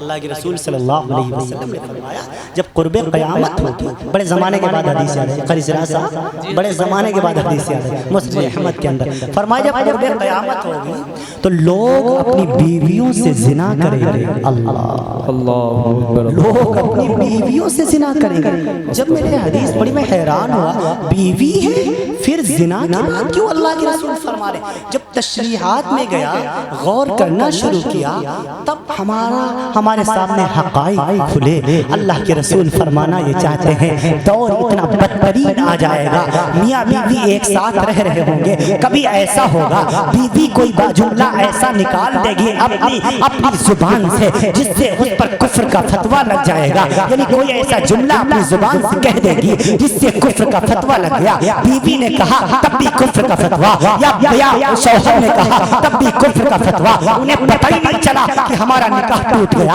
ہم کافر ہو چکے، ہمارا نکاح ٹوٹ گیا، وہ اکٹھے رہیں گے۔ شریعت کہتی ہے دنیا کی نظروں میں تو میاں بیوی ہے، لیکن کفریہ جملہ کہنے کے لیے شریعت ان پر کفر کا فتویٰ لگاتی ہے، لہذا یہ میاں بیوی نہ رہے، اب یہ جب ایک ساتھ رہیں گے یہ زنا کریں گے۔ اسی طریقے سے فرمایا کبھی امت کا کوئی نوجوان لا علمی میں آ کر کے اپنی بیوی کو طلاق دے دے گا، لیکن اس کے سامنے اس کے بچوں کا چہرہ آ جائے گا، اس کے خاندان کا چہرہ آ جائے گا، نتیجہ یہ ہوگا اپنی بیوی کو سمجھا دے گا، کسی سے کہنا نہیں، کسی سے بتانا نہیں، امت کو بتانا نہیں، امام صاحب کو پتہ نہ چلے، ورنہ سماج میں بڑی بدنامی ہوگی۔ اس رسوائی کے ڈر سے اپنے طلاق کو نہیں بتائے گا، اکٹھا رہے گا۔ میرے نبی فرماتے ہیں دنیا والوں کی نظروں میں تو میاں بیوی ہے، لیکن شریعت کی نظروں میں زانی ہے، طلاق ہو چکی، لیکن سماج کے ڈر کی وجہ سے کہ کسی کو پتہ نہ چلے ایک ساتھ رہ رہے ہیں، یہ اپنی بیویوں سے زنا کر رہے ہیں۔ آج ہو رہا ہے، بہت سے جملے ہم اپنی زبانوں سے نکال دیتے ہیں، ہمیں پتہ ہی نہیں چلتا۔ اب کچھ میں کفریہ جملوں کی طرف میں اشارے کر کے اپنی بات سمیٹوں گا۔ کہہ دیا ایک صاحب سے پوچھا بھائی آپ ذرا ہمارے یہاں تشریف لائیے گا، وہ پہنچ گئے، گھر دور تھا ان کا، بڑا دور۔ آپ اچھا اتنی دور آپ کا گھر، بہت دیر سے پہنچے، کہنے ارے آپ تو اللہ میاں کے پچھواڑے رہتے ہیں۔ زبان جیسے ہی جملہ نکالا بحر الرائق میں ہے وَهُوَ كَافِرٌ، وہ کافر ہو گیا۔ اللہ اکبر کہیے، ایک مرتبہ استغفار پڑھ لیجئے۔ اگر کسی سے جملہ نکل گیا ہو تو توبہ کر ڈالیے، تجدید ایمان کے ساتھ تجدید نکاح بھی شرط ہے۔ اگر آپ نے یہ جملہ کہہ دیا کہ آپ کا گھر تو اللہ میاں کے پچھواڑے ہے، توبہ توبہ استغفر اللہ، ارے وہ اللہ جو مکان سے پاک، جو زمان سے پاک، جو کھانے سے پاک، جو پینے سے پاک، جو پورے طور پر تمام کے تمام دنیا کے معاملات سے پاک، اللہ کسی سے ڈرتا نہیں، اللہ کچھ کھاتا نہیں، اللہ کو مکان کی حاجت نہیں، اللہ کو دکان کی حاجت نہیں، متخذ صاحبہ، اللہ کے کوئی بیٹی نہیں، ولا ولد، اللہ کے کوئی بیٹا نہیں، لم یلد ولم یولد، نہ اس نے کسی کو اپنے پیٹ سے پیدا کیا، نہ وہ کسی سے پیٹ سے پیدا ہوا، ولم یکن لہ کفوا احد، جب کچھ بھی نہیں تھا تو اللہ تھا، جب کچھ بھی نہیں رہے گا تو اللہ رہے گا۔ بے شک اس اللہ کی شان میں ہم اتنا گندا جملہ کہہ رہے ہیں کہ تم اللہ میاں کے پچھواڑے رہتے ہو۔ ہے کسی کی مائی کے لال کے اندر کریم پوروا، رام پور، متھرا، محمود آباد، جو اللہ میاں کا مکان بتا سکے کہاں ہے؟ الرحمن، آپ کہیں گے، علماء کہیں گے الرحمن علی العرش استویٰ کو تو کہا، اس پر میں 2.5 گھنٹے کی بحث کر چکا ہوں۔ الرحمن علی العرش استویٰ کا مطلب یہ ہرگز نہیں کہ اللہ رب العالمین عرش کے اوپر وراجمان ہے، اللہ پاک عرش کے اوپر رہتا ہے، ہرگز یہ معنی نہیں۔ عرش کا معنی یہاں بلندی کا ہے۔ امام المفسرین علامہ راضی کو پڑھیے، علامہ آلوسی کو پڑھیے، تفسیر طبری پڑھیے، بحر الرائق پڑھیے، کنز الدقائق پڑھیے، فتاوی شام پڑھیے، امام جلال الدین عبد الرحمن السیوطی کی تفسیر الاتقان فی علوم القرآن پڑھیے۔ معنی یہی لکھا یہاں پر عرش سے مراد اللہ مقام بلندی پر فائز ہے، ورنہ تو فرمایا وسیع کرسیہ السماوات والارض، اللہ کی کرسی کی بھی بات کی گئی، اللہ کے عرش کی بھی بات کی گئی، اللہ کے ہاتھ کی بھی بات کی گئی، اللہ کے پاؤں کی بھی بات کی گئی، اللہ کے چہرے کی بھی بات کی گئی۔ خوب یاد رکھنا یہاں پر جو بات کی جا رہی ہے یہ امت کو سمجھانے کے لیے کی جا رہی ہے۔ اللہ چہرے سے پاک ہے، اللہ ہاتھ سے پاک ہے، اللہ پاؤں سے پاک ہے، اللہ زبان سے پاک ہے، اللہ مکان سے پاک ہے، اللہ زمان سے پاک ہے، اللہ کو کسی چیز کی حاجت نہیں، اللہ کو کسی چیز کی ضرورت نہیں، اللہ کو کسی چیز کی ضرورت نہیں، نہ اللہ کو مکان کی حاجت، نہ اللہ کو دکان کی حاجت، نہ اللہ کسی سے خوف کھاتا، نہ اللہ کسی سے ڈرتا۔ کل شیء خالق الا وجہہ، ہر شے فانی ہے اللہ باقی ہے، ویبقى وجہ ربک ذو الجلال والاکرام، فرمایا صرف رب ذو الجلال کی ذات ہے جو باقی رہے گی۔ اللہ تمام ان چیزوں سے پاک ہے جس کی ضرورت ہم بندوں کو ہوا کرتی ہے. اگر ہماری جیسی ضرورت اللہ کو ہونے لگے تو آپ بتاؤ اللہ اور بندے میں فرق رہ جائے. فرق بے شک. میں عرض کر دوں آپ سے اللہ تعالیٰ کو ایک کفریہ جملہ تو یہ ہو گیا. دوسرا اپنی بہنوں کی طرف میں اشارہ کر دوں. گھروں کے اندر اب اللہ جانے ہوتا کہ نہیں ہوتا, میں نے اپنے بچپنوں میں سن رکھا ہے ہمارے گھروں کی جو دادیاں, جو نانیاں, جو بوڑھی مفتیان اکرام ہوا کرتی تھی, اکرامہ انہیں کہا جائے, مفت کی مفتیاں, جب گھر میں بچے کی پیدائش ہوئی یا عقیقے کا موقع ہوا یا ختنے کا موقع ہوا یا شادی بیاہ کا موقع ہوا, ڈھولک آ جاتی تھی, چھنک چھنک چھنک چھنک شروع ہو جاتے تھے, گانے ہوتے تھے, مورے انگنا میں آئے جاؤ اللہ میاں. توبہ توبہ, کوئی نیک آدمی تو آیا گا نہیں, چڑیل کے گھر میں اللہ میاں آ جائے گا.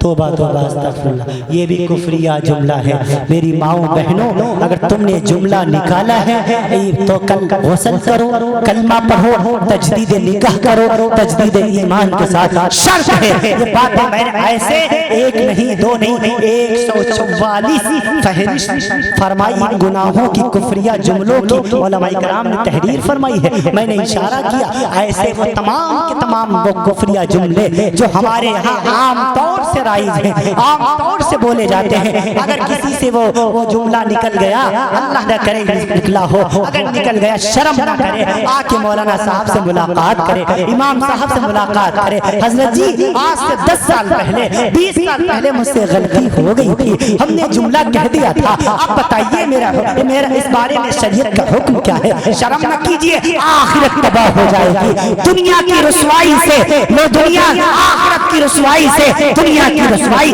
کروڑ گنا زیادہ بہتر ہے. یہاں تو اپنے طور پر چند آدمیوں کے سامنے رسوائی ہوگی, اللہ کی عدالت میں تو آدم علیہ السلام سے لے کر کے قیامت کے آخری انسان تک تمام کے تمام لوگ موجود ہوں گے.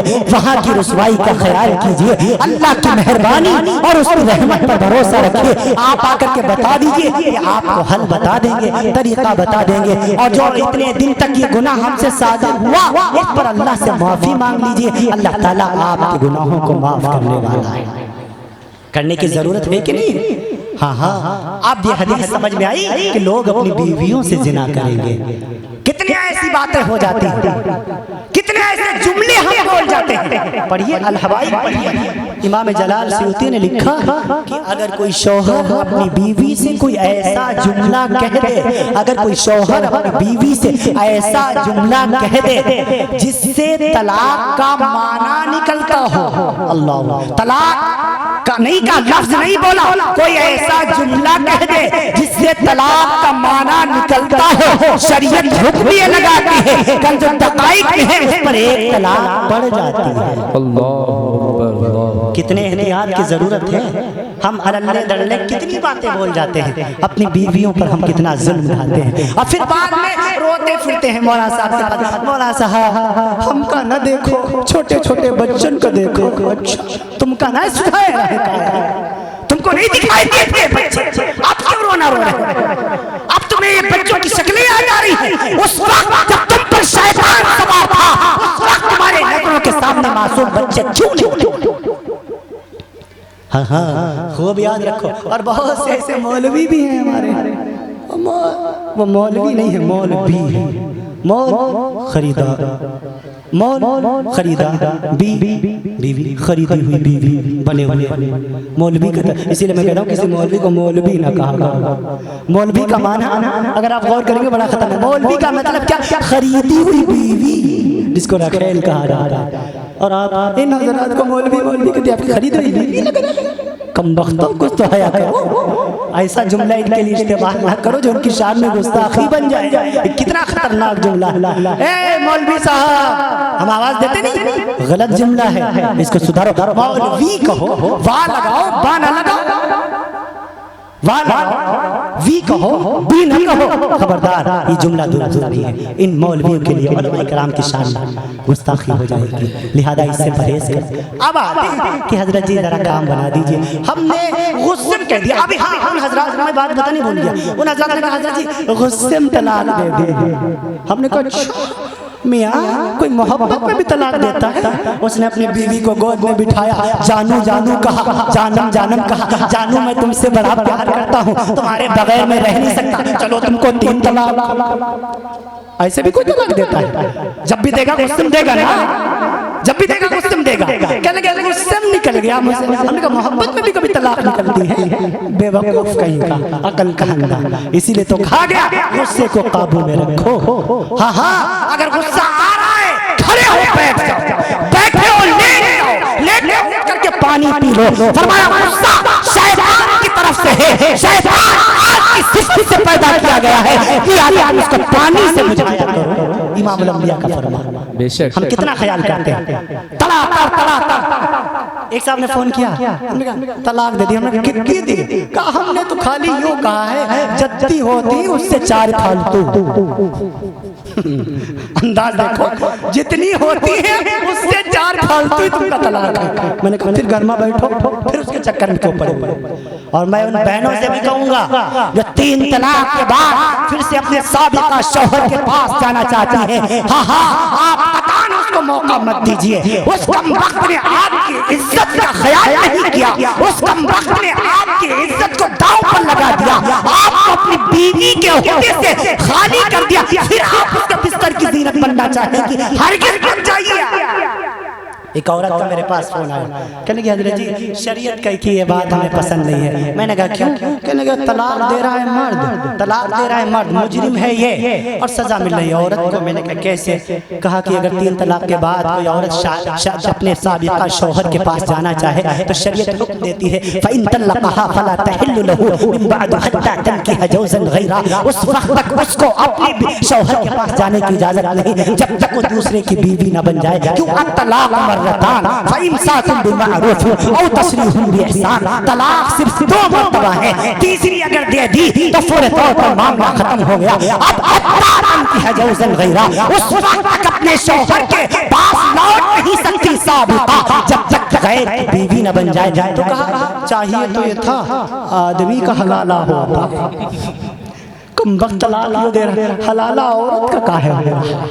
میں نے کہا بات آپ کی صحیح ہے، غلطی آپ کی نہیں ہے، لیکن آپ نے ایک مفتی سے سوال کیا ہے تو جواب بھی آپ کو ملے گا انشاءاللہ۔ میں نے کہا یہ حلالہ تو آپ کا ہو رہا ہے، سزا آپ کے شوہر کو مل رہی ہے۔ کہا اس کو کیسے مل رہی ہے؟ میں نے کہا اس کی آنکھوں کے سامنے اس کی بیوی جس کے بارے میں وہ پسند نہیں کرتا تھا، کوئی اس کو آنکھ اٹھا کے دیکھے دوسرے کے ساتھ نکاح ہو رہا ہے، بتاؤ اس کمبخت کے ساتھ سزا نہیں تو کیا ہے؟ وہ عورت، وہ بیوی جو آج سے پہلے اس کے گھر کی ملکہ ہوا کرتی تھی، وہ دوسرے کے بستر کی زینت بن رہی ہے اور یہ آنکھوں سے دیکھ رہا ہے، کچھ نہیں کر سکتا۔ بتاؤ اس کے لیے ڈوب مرنے کی بات ہے کہ نہیں ہے؟ بتاؤ یہ اس کے لیے کیا سزا سے کم ہے؟ ہاں ہاں، وہ عورت جو آج تک اس کی زندگی کا فیصلہ کرنے والی تھی، اب اس کو اس عورت کو اس مرد کو ہاتھ لگانے کی اجازت نہیں۔ بتاؤ اس شریعت کی طرف سے سزا ہے کہ نہیں ہے؟ وہ بہن کہنے لگی حضرت جی بات سمجھ میں آ گئی، شریعت نے بالکل ٹھیک کیا۔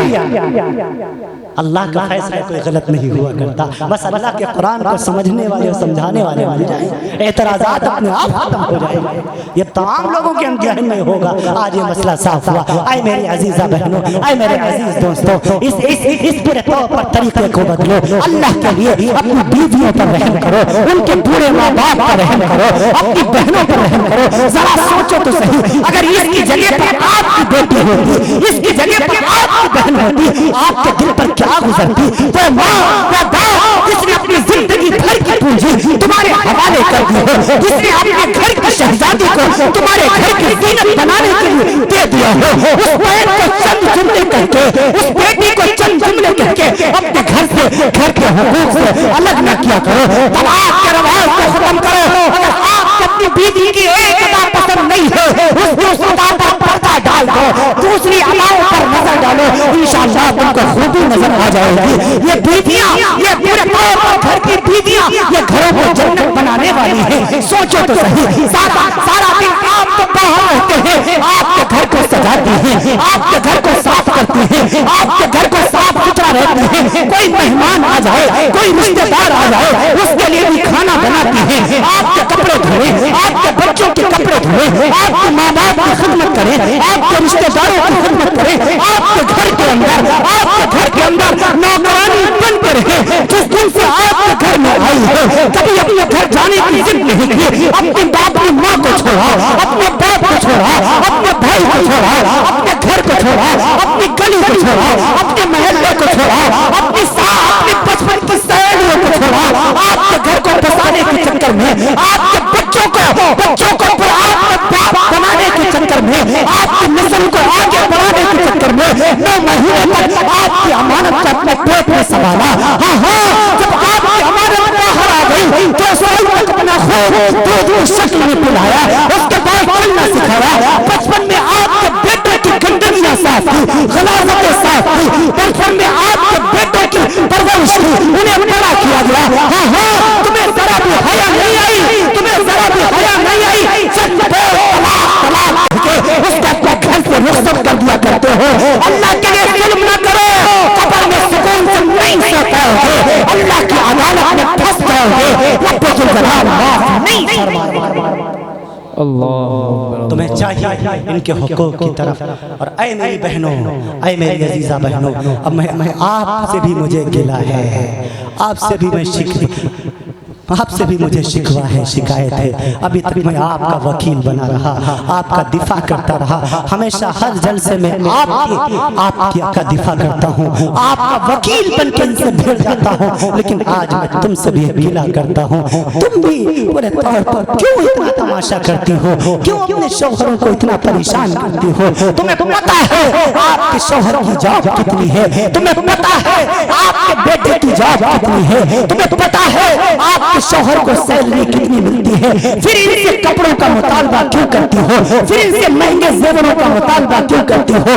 ऐ मेरी बहना, आप इस शौहरों को तंग न किया करो, हर हाल में इनका साथ दिया करो। इमामुल अंबिया की बेटी सैयदा फातिमा को देखो, जिस दिन मेरा नबी अपनी बेटी फातिमा को हज़रत अली के घर में छोड़ने गया तो मैं अपनी बेटी फातिमा को नसीहत की। इमाम तबरी ने अपनी तारीख में लिखा, इब्ने हिशाम से मौलिक ने लिखा, हाँ, इब्ने हिशाम ये तारीख का भी इमाम है, तफसीर का भी इमाम है। उसने अपनी किताब अल तारीख इब्ने हिशाम की चौथी जिल्द के अंदर फरमाया, मेरे नबी ने अपनी बेटी को अली के घर जब रुखसत किया तो उसे चंद नसीहतें फरमाई थी। उनमें से पहली नसीहत यह थी, ऐ मेरी बेटी, मैंने तुझे ऐसे घर में ब्याहा है, ऐसे घर में तेरा रिश्ता दिया है, जिस रिश्ते में जिस घर में सोने चांदी के जेवरात के ढेर नहीं लगे हैं। तेरा शौहर एक गरीब आदमी है, एक दिन तुझे खाने को मिलेगा तो शायद दूसरे दिन तुझे फाका भी हो जाए।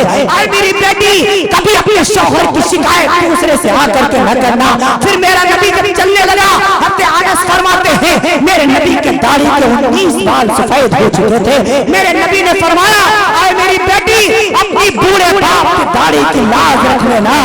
हाँ, खबरदार, अपने शौहर की शिकायत अपने बूढ़े बाप से हरगिज़ न करना, तुम्हारा बूढ़ा बाप बर्दाश्त नहीं कर पाएगा।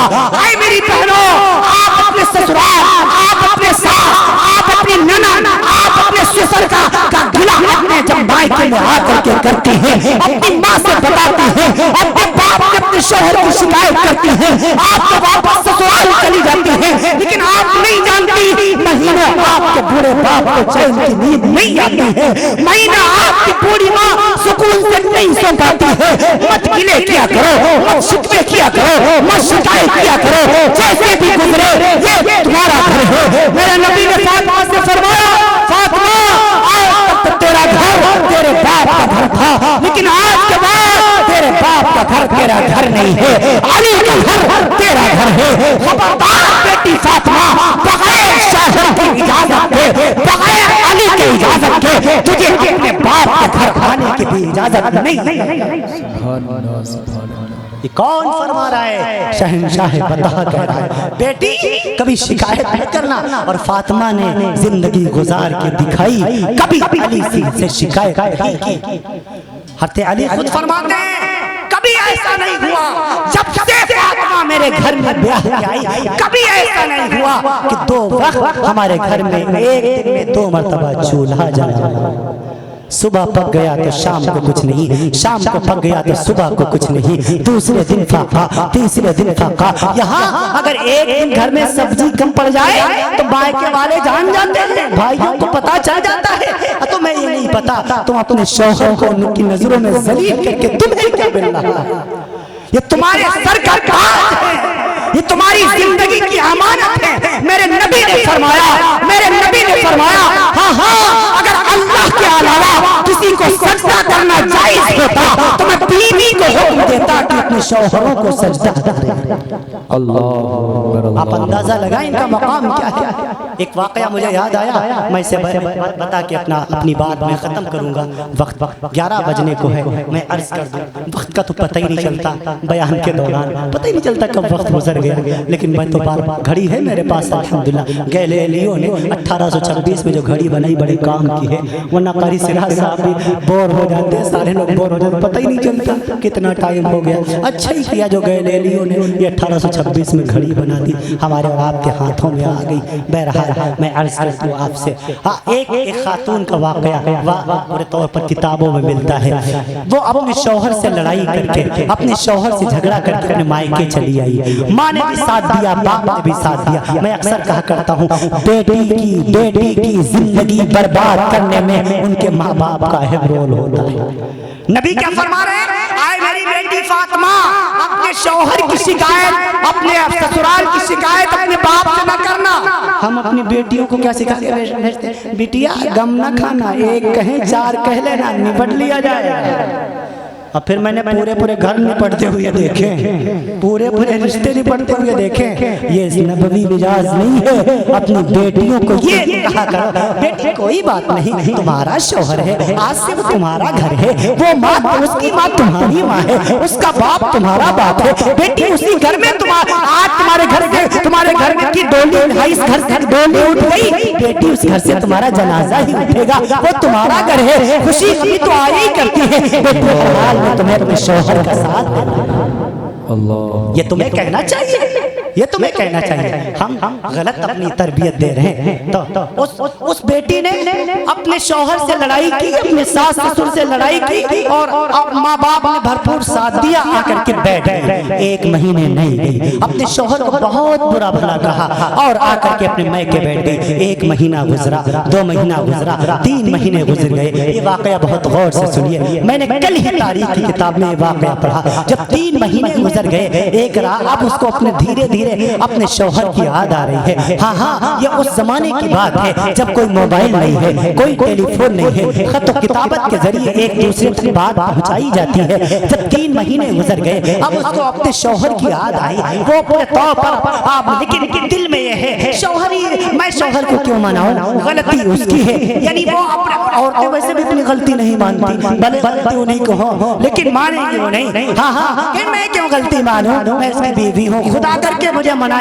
لیکن شوہر بھی غیور تھا، اس نے کہا جب تک یہ نہیں منائے گی میں نہیں مانوں گا، جب تک یہ معافی نہیں مانگے گی میں بھی معاف نہیں کروں گا۔ 3 مہینے گزر گئے، یہ بیٹی اپنے مائکے میں اپنے والدہ کے پاس لیٹی ہوئی ہے۔ خواب میں کیا دیکھتی ہے کہ ایک بہترین باغ ہے، اس میں پورے پاؤں پر بہترین قسم کے پھل لگے ہیں، حسین محل ہے، اس میں پورے پاؤں پر لوگ اس کے اندر جا رہے ہیں، آ جا رہے ہیں۔ اس نے سوچا کہ جاؤ میں بھی اس باغ کے اندر جاؤں، گئی اور جا کر کے قدم جیسے ہی رکھا، دربان نے اس کو روک لیا، کہا اس باغ میں جانے کے لیے ٹکٹ لگتا ہے، وہ ٹکٹ دکھاؤ، وہ ٹکٹ دکھاؤ۔ کہنے لگے ٹکٹ کیسا، یہ تو ایسے ہی جاری۔ فرمایا ان کے پاس ٹکٹ موجود ہے، ان کے پاس کارڈ موجود ہے، ان کے پاس انٹری کرنے والا کارڈ موجود ہے، لہذا آپ انٹری کارڈ پورے طور پر بورڈنگ پاس دکھائیے تب آپ کا داخلہ ہوگا۔ کہا بورڈنگ پاس کیا ہے، بورڈنگ پاس کیا ہے؟ کہا اس کی بورڈنگ پاس شوہر کی رضامندی ہے، جس کا شوہر اس سے راضی ہوگا وہی اس باغ میں داخل ہو سکتا ہے، اس کے علاوہ کسی کی انٹری نہیں ہے۔ یہ کھڑی ہو گئی، دپک کے کھڑی ہو گئی، سوچنے لگی میرا شوہر تو مجھ سے ناراض ہے۔ ماں باپ کی رضامندی چلے گی؟ فرمایا نہیں، ماں کی رضامندی نہیں چلے گی، باپ کی رضامندی نہیں چلے گی، بھائی کی رضامندی نہیں چلے گی۔ ٹکٹ لگے گا تو سرٹیفکیٹ لگے گا تو صرف شوہر शौहर की रजामंदी का। अब ये सोचने लगी हाय हाय ये तो मेरे पास नहीं है। उसने कहा फिर तुम्हें इस बाग में दाखिल होने की इजाजत नहीं। ये ख्वाब में देख रही है, ये ख्वाब में देख रही है। अब ये बड़ा परेशान हुई, खड़ी रोती रही, इतने और चीखने लगी, ख्वाब ही में चिल्लाने लगी। इतने में इसकी माँ दौड़ के आ गई। माँ ने कहा बेटी क्या हुआ, कौन सा तूने डरावना ख्वाब देख लिया है? इसने अपनी माँ के सामने सारा वाकया बयान किया। फला बाग था, उसमें औरतें जा रही थी, लड़कियां जा रही थी, औरतें जा रही थी। तो जब मैं दाखिल होने की मैंने कोशिश की, उन्होंने मुझसे सर्टिफिकेट मांगा। सर्टिफिकेट की बात जब आई, उन्होंने कहा शौहर की रजामंदी है। माँ कहने लगी, माँ से कहने लगी माँ मुझको उस बाग के अंदर एंट्री नहीं मिली क्योंकि मेरा शौहर तो मुझसे नाराज था, मेरा शौहर तो मुझसे नाराज था। अब माँ अब मैं क्या करूँ, मैं शौहर को कैसे मनाऊं? माँ कहने लगी बेटी ये शैतानी ख्वाब मालूम होता है, इसको झूठा ख्वाब समझकर इसको भूल जा, ऐसा कुछ नहीं होता। माँ अपनी बेटी को दिलासा दे रही है, लेकिन उस बेटी के दिल में चैन नहीं पड़ा। थोड़ी देर के बाद वो जाकर के फिर सो गई। फिर ये ख्वाब क्या देखती है, फिर ख्वाब देखती है कि पूरे पार अल्लाह की अदालत लगी हुई है, जन्नतुल फिरदौस में दाखिला हो रहा है। सारी औरतें अपने अपने शौहरों का हाथ पकड़कर जन्नतुल फिरदौस में जा रही हैं, अपने अपने शौहरों का हाथ पकड़कर जन्नत में एंट्री ले रही हैं। जब इसने जन्नत में दाखिल होने की कोशिश की, फरिश्तों ने कहा, जन्नती दरबानों ने कहा, जन्नती फरिश्ता रिजवान ने कहा तू अंदर नहीं जा सकती क्योंकि तेरा निकाह तो हुआ लेकिन तेरा शौहर साथ में नहीं है। बीवी को सिर्फ उसके शौहर के साथ जन्नत में एंट्री मिल सकती है, लिहाजा अपने शौहर को लेकर के फिर से ख्वाब में चिल्लाने लग गई। फिर से माँ बेटी अब क्या हुआ? अम्मी जान अभी एक ख्वाब देखा है, अम्मी जान ये सुबह का ख्वाब है, जुमे का दिन है, हमने इब्ने सीरीन को पढ़ा है, जुमे के दिन सुबह के वक्त का ख्वाब झूठा नहीं हुआ करता। शायद चाहता है हम अपने रूठे शौहर को मनाए। माँ ने लानत मलामत की, कहने लगी बेटी तू पागल हो गई है, वो शौहर जिसने तुझे रोकने की कोशिश नहीं की उसके घर फिर दोबारा जाएगी, मत जाओ उसके घर में जब तक तेरे पैरों में गिर के माफी न मांगे। देखो एक वक्त माँ अपनी बेटी के घर बसाने के बजाय तोड़वाने की कोशिश कर रही है। बेटी ने माँ से तो कुछ नहीं कहा, चुपके से अपने कमरे में आई, एक खत लिखा। उस खत में लिखा ऐ मेरे प्यारे शौहर मैं तुम्हारी गुनहगार बीवी हूँ, ऐ मेरे प्यारे शौहर नादानी में मैंने तुमको बुरा भला कह दिया, तुमसे लड़ाई कर दी। अल्लाह की कसम जिस दिन से तुम्हारे घर से रूठ के आई हूँ अपनी माँ का प्यार मुझे अच्छा नहीं लगता, अपने बाप की शफकत मुझे अच्छी नहीं लगती।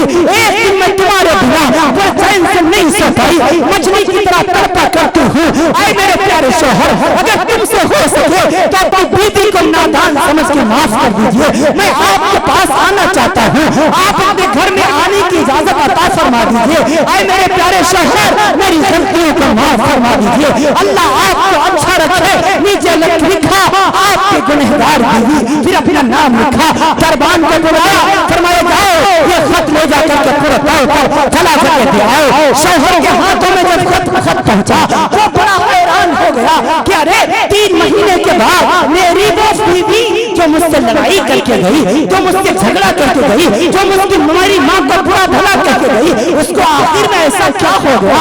वो खत पढ़ता रहा, आंखों से आंसू बहते रहे, रोता रहा। कई मरतबा उस खत को पढ़ा, फिर उसका जवाब लिखा। ऐ मेरी नादान बीवी जिस दिन से तूने मुझे बुरा भला कहा है, तू कह के तो चली गई, तेरे घर से जाने से पहले ही मैंने तुझे माफ कर दिया था। ऐ मेरी बीवी तू मेरी जिंदगी की साथी है, तेरे बगैर मैं भी नहीं बेआब की तरह तड़प रहा हूँ, मैं भी मछली की तरह तड़प रहा हूँ। ऐ मेरी नादान बीवी ये तेरा घर है, कयामत तक तेरा रहेगा, इस दिल में तेरे सिवा कोई नहीं आ सकता। मेरे पास ऑप्शन मौजूद था, मैं चाहता तो दूसरी शादी कर लेता। मेरी बहनों ने कहा, मेरी माँ ने कहा, मेरे बाप ने कहा तुम उस बीवी को छोड़ दो, लेकिन आए मेरी बीवी, आए मेरी नादान बीवी, मैं तुझसे बताना चाहता हूँ तो मेरी पहली और आखिरी मोहब्बत है। अब मौत से पहले इस जिंदगी में तेरे सिवा कोई नहीं आ सकता। तू इस घर में आने की मुझसे इजाजत मांग रही है, अरे मैंने तुझे इस घर से निकाला ही था, तो खुद निकल के गई थी। ऐ मेरी रफीक हयात जब میرا دل کرے تو آجا، تو اس دنیا ہی میں میری بیوی نہیں، میں تو تجھے جنت میں بھی اپنی بیوی کے جوڑے میں دیکھنا چاہتا ہوں۔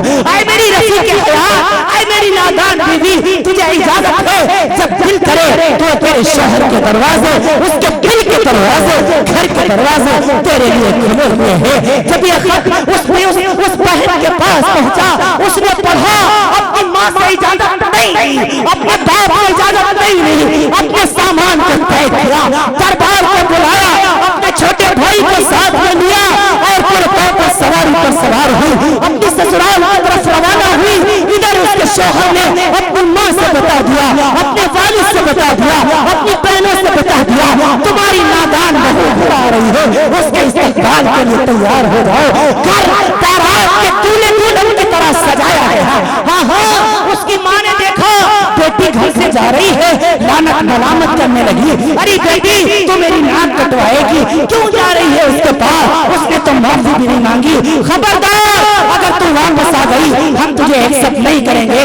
اس بیٹی نے کہا ابا اما جان، اب ہمیں اس گھر سے جانے کی اجازت دے دیجیے، اب انشاءاللہ یا تو بیٹی داماد کے ساتھ آئے گی یا جنازے کے ساتھ آئے گی، روٹ کے آپ کی بیٹی آپ کو رسوا کرنے کبھی نہیں آئے گی۔ جب یہ بیٹی گھر کے اندر پہنچی، اس کا سواگت کیا گیا، اس کا استقبال کیا گیا۔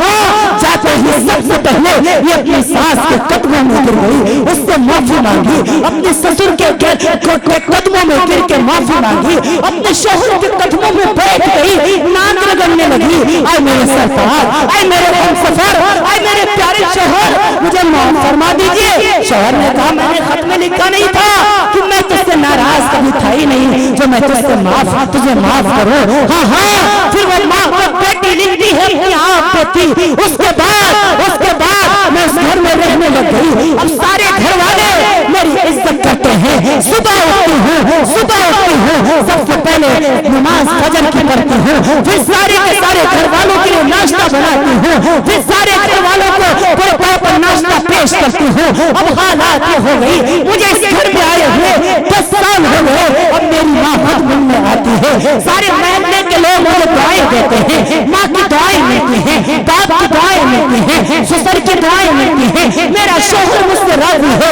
جب پورے 3 مہینے ہو گئے، پھر میں نے خواب دیکھا کہ ہم نے وہی جنت الفردوس دیکھی، ساری عورتیں جا رہی ہیں، ہمارے ساتھ میرا شوہر ہے لیکن دور کھڑا ہے، ساری عورتیں جنت میں جا رہی ہیں۔ ہاں، میں نے اپنے شوہر سے کہا مجھے جنت کا ٹکٹ دے دیجئے۔ اس نے کہا ٹکٹ کیا ہے؟ فرمایا آپ کا داہنا ہاتھ ہے۔ میرے شوہر نے پیش کر دیا، ہم بھی خوشی خواب میں جنت الفردوس میں داخل ہو گئے۔ اے میری بہنوں، اپنے شوہروں کی خدمت کیا کرو، ان کے باپ کو اپنی حقیقی ماں سمجھا کرو، ان کے باپ کو اپنا حقیقی باپ سمجھا کرو، ان کی بہنوں کو اپنی سگی بہنیں سمجھا کرو۔ ہاں، گھر میں ایک دن اپنی بوڑھی ساس کے پاس آیا کرو اور کہا کرو امی جان، ابھی پچھلے ہفتے آپ کے بیٹے کی مرضی کا گھر میں کھانا بنا، کل کو آپ کے پوتی کی مرضی کا گھر میں کھانا بنا، امی جان آج آپ کی مرضی کا گھر میں کھانا بنے گا، آپ بتائیے تو صحیح کیا چیز آپ کو پسند ہے۔ اپنی ساس سے کہا کرو شاپنگ کرنے جب جایا کرو رامپور متھرا محمود آباد، اپنی بوڑھی ساس کو بھی لے کے جایا کرو، نوجوانوں اپنے بوڑھے باپ کو بھی لے کے جایا کرو اور کہا کرو ابو جان مجھے پتا ہے جب عید کا موقع آتا تھا، ہم بچپن میں چھوٹے تھے، آپ اسی بازار میں مجھ کو کپڑا خریدوانے لے آیا کرتے تھے۔ ہاں، اس وقت پسند میری ہوتی تھی، پیسے آپ کے ہوتے تھے۔ ابو جان اب آپ کا بیٹا بڑا ہو گیا ہے، آج پسند آپ کی ہوگی، پیسے آپ کے بیٹے کے ہوں گے۔ ابو جان اپنی پسند کا کرتا خرید لیجئے، اپنی پسند کی ٹوپی خرید لیجئے۔ امت کی غیور بہنوں اپنی ساس سے کہا کرو امی جان چلو میرے ساتھ عید کی شاپنگ کرنے، لایا کرو انہیں بازاروں میں، کہا کرو امی جان اپنی پسند کا دوپٹہ خرید لیجئے، اپنی پسند کا پورے پاپا کپڑا خرید لیجئے۔ وہ آپ کو دل سے بیٹی مانے گی، امت کی بہو جس دن سے اپنی ساس کو ماں سمجھنے لگے گی، امت کی ساس بھی اس دن سے اپنی بہو کو بیٹی سمجھنے لگے گی۔ تالی دونوں ہاتھوں سے بجتی ہے، ایک ہاتھ سے ہرگز نہیں توجہ کرتی. اے لوگوں اپنے معاشرے کی اصلاح کرو, نمازوں کی پابندی کرو, گھروں کے اندر نمازوں کی پابندی کرو, پہلے گھروں میں نماز پڑھے, ہمارے بھائی مسجدوں میں نماز پڑھے, صرف جمعے پر اکتفا نہ کرے. جب گھر کے اندر ماں نماز پڑھے گی انشاءاللہ 2 سال کی بیٹی بھی نماز پڑھے گی. ہماری بیٹی عفیفہ 4-5 سال کی ہے, اس کی امی جب نماز کے لیے مصلی بچھاتی ہے اس کے لیے چھوٹی سی جائے نماز ہے, وہ بھی مصلی بچھا کر کے رکوع کرتی ہے, سجدہ کرتی ہے. جب ماں نمازی ہوگی بیٹی بھی نماز پڑھے گی, جب باپ نمازی ہوگا بیٹا بھی نماز پڑھے گا. جب گھر میں نمازی ہوں گے گھروں میں برکتیں آئیں گی, اللہ کی رحمتیں آئیں گی, اللہ کی رحمتیں آئیں گی, خدا بھی راضی ہوگا, مصطفیٰ بھی راضی ہوگا. اے لوگوں نماز کے بغیر دین کوئی نہیں. میرے نبی نے فرمایا الصلاۃ عماد الدین, من اقامها فقد اقام الدین ومن ترکها فقد هدم الدین. جس نماز دین کا ستون ہے, جس نے نماز کو قائم کیا اس نے دین کو قائم کیا, جس نے نماز کو چھوڑ دیا ومن ترکها فقد هدم الدین, اس نے دین کو چھوڑ دیا. اے لوگوں شیخ عبدالقادر محی الدین جیلانی کو سنو, میری نہ مانو. بڑے پیر صاحب کی تو سارے مانتے ہیں. بڑے پیر صاحب کا کسی نے پوچھا حضرت اگر کوئی بے نمازی مر جائے اس کے ساتھ کیا معاملہ کرنا چاہیے, اس کے ساتھ کیا کرنا چاہیے؟ فرمانے لگے لا یحسنوا ولا یحسنوا ولا یحسن فی مقابر المسلمین. اگر کوئی بے نمازی کا انتقال ہو جائے لا یحسنوا, اس کو غسل نہ دو, ولا یحسنوا اس کو سنت کے مطابق کفن نہ دو, ولا یحسن فی مقابر المسلمین اس کو مسلمانوں کے قبرستان میں دفن نہ کرو. کہا حضرت یہ کیوں؟ فرمایا میرے نبی نے کہا ہے من ترک الصلاۃ متعمدا فقد کفر, جس نے جان بوجھ کر ایک نماز چھوڑ دی وہ دائرہ اسلام سے خارج ہو جاتا ہے. ہاں بے نمازی نماز کو جان بوجھ کر چھوڑنے والا دائرہ اسلام سے خارج ہو جاتا ہے. کئی مسلک امام احمد بن حنبل رحمۃ اللہ تعالی علیہ کا ہے. ہمارے امام نے فرمایا خارج تو نہیں ہوتا, البتہ وہ کفر کے دروازوں میں سے ایک دروازے میں داخل ہو جاتا ہے. نماز ایسے ہی ضروری ہے جیسے بدن کے لیے سر کا ہونا ضروری ہے, زندہ رہنے کے لیے سر کا ہونا ضروری ہے. اے لوگوں نمازوں کی پابندی کرو. میرے نبی نے فرمایا اسلام اور کفر میں فرق کرنے والی چیز صرف نماز ہے. الصلاۃ معراج المؤمنین, نماز بندے مومن کی معراج ہے. جب بھی تمہارا دل کرے اللہ سے باتیں کرنے کو وضو کیجئے, 2 رکعت نماز پڑھیے, سجدے میں جائیے, اللہ سے مانگیے. اللہ فرماتا ہے وَنَحْنُ أَقْرَبُ إِلَيْهِ مِنْ حَبْلِ الْوَرِيدِ, جب میرا بندہ سجدے میں سجدہ کرتا ہے وہ میرے قریب ہوتا ہے, میں اس کی فریاد کو سنتا ہوں. یہ مومن کی معراج ہے. اللہ کے لیے نمازوں کی پابندی کرو. گھروں کے اندر برکتیں ہوں گی. نماز فجر کی پابندی کرو. ہاں آپ کو جب دکان کے اندر تعویذ کا نقشہ نہیں لٹکانا پڑے گا, برکتیں اپنے آپ آئیں گی. کیوں؟ میرے نبی نے فرمایا ہے جب فجر کا وقت ہوتا ہے اللہ تعالیٰ بندہ جبریل بندہ میکائیل سے فرماتا ہے آئے فرشتے میکائیل جا میرے بندوں میں رزق تقسیم کر دے جا کر کے, جو اٹھ رہے ہیں نماز فجر کے لیے انہیں برکت والا رزق دینا, اور جو پڑے سو رہے ہیں انہیں رزق تو دینا لیکن برکت والا نہ دینا. اے لوگوں روزے میں برکت چاہتے ہو نماز فجر کی پابندی کرو. عورتیں بھی, مرد بھی, عورتیں بھی, بچے بھی, بوڑھے بھی, جوان بھی, سب نمازوں کی پابندی کرے. ہاں انشاءاللہ اللہ تعالیٰ کرم کرے گا, بگڑے مسائل حل ہو جائیں گے, معاشرے کی اصلاح ہو جائے گی. اللہ آپ سب کو آپ کی برکتوں سے مجھ حقیر کو بھی عمل کی توفیق نصیب فرمائے. وقت بھی کافی ہو چکا. ہاں ہمارے شعراء حضرات بھی تشریف لے آئے ہیں. میں تمام حضرات کا شمیم قلب سے شکریہ بھی ادا کرتا ہوں, خصوصاً ڈاکٹر شمیم رامپوری صاحب کا, جناب عمر عبداللہ بارہ بنکوی صاحب کا, مولانا جاوید ساحل صاحب کا, قاری سراج مدنی صاحب کا, اور اسی طریقے سے دیگر ہمارے مولانا عبد المطلب صاحب, دیگر رفقا, دیگر حضرات, ہمارے مولانا فیصل صاحب, سب سب کے نام تو مجھے یاد نہ رہے، لیکن میں ایک بات آپ کو بتانا چاہتا ہوں، آپ کا اسٹیج بڑا معتبر ہے، ان حضرات کے کلام کو سنیے، عشق نبوی میں، عشق رسالت میں ڈوب کر یہ جب آپ کو کلام سنائیں گے آپ کا دل بھی باغ باغ ہوگا، آپ کے ایمان میں تازگی اور پختگی پیدا ہوگی۔ اللہ تعالیٰ ہمارے تمام شعراء حضرات کے علم میں، عمر میں اور ان کی آوازوں میں برکت نصیب فرمائے، اور جو یہ پورے طور پر عملی طور سے یہ عشق رسول ظاہر کرتے ہیں، اللہ رب العالمین اس کو اپنی بارگاہ میں قبول فرمائے، جو شاعرانہ انداز میں پیش کرتے ہیں۔ میدان محشر میں شاعر رسول جناب حسان بن ثابت رضی اللہ عنہ، عبداللہ بن رواحہ رضی اللہ عنہ، عبداللہ بن جعفر رضی اللہ عنہ، سعید بن اسود رضی اللہ عنہ، ان تمام شاعر صحابہ کرام کے ساتھ ان شعراء کرام کا حشر فرمائے۔ اللہ تعالی ہم سب کو عمل کی توفیق نصیب فرمائے۔ لیتک تحمل العیان مریرۃ ولیتک ترضى والانعام غضاب ولیت الذی بینی وبینک عامر وبین العالمین خراب۔ اے خدا جسم میں جب تک تو میرے جان رہے، تیرے صدقے تیرے محبوب کو قربان رہے، کچھ رہے یا نہ رہے پر یہ دعا ہے کہ لا موت کے وقت سلامت ہم سب کا ایمان رہے۔ وآخر دعوانا ان الحمد للہ رب العالمین۔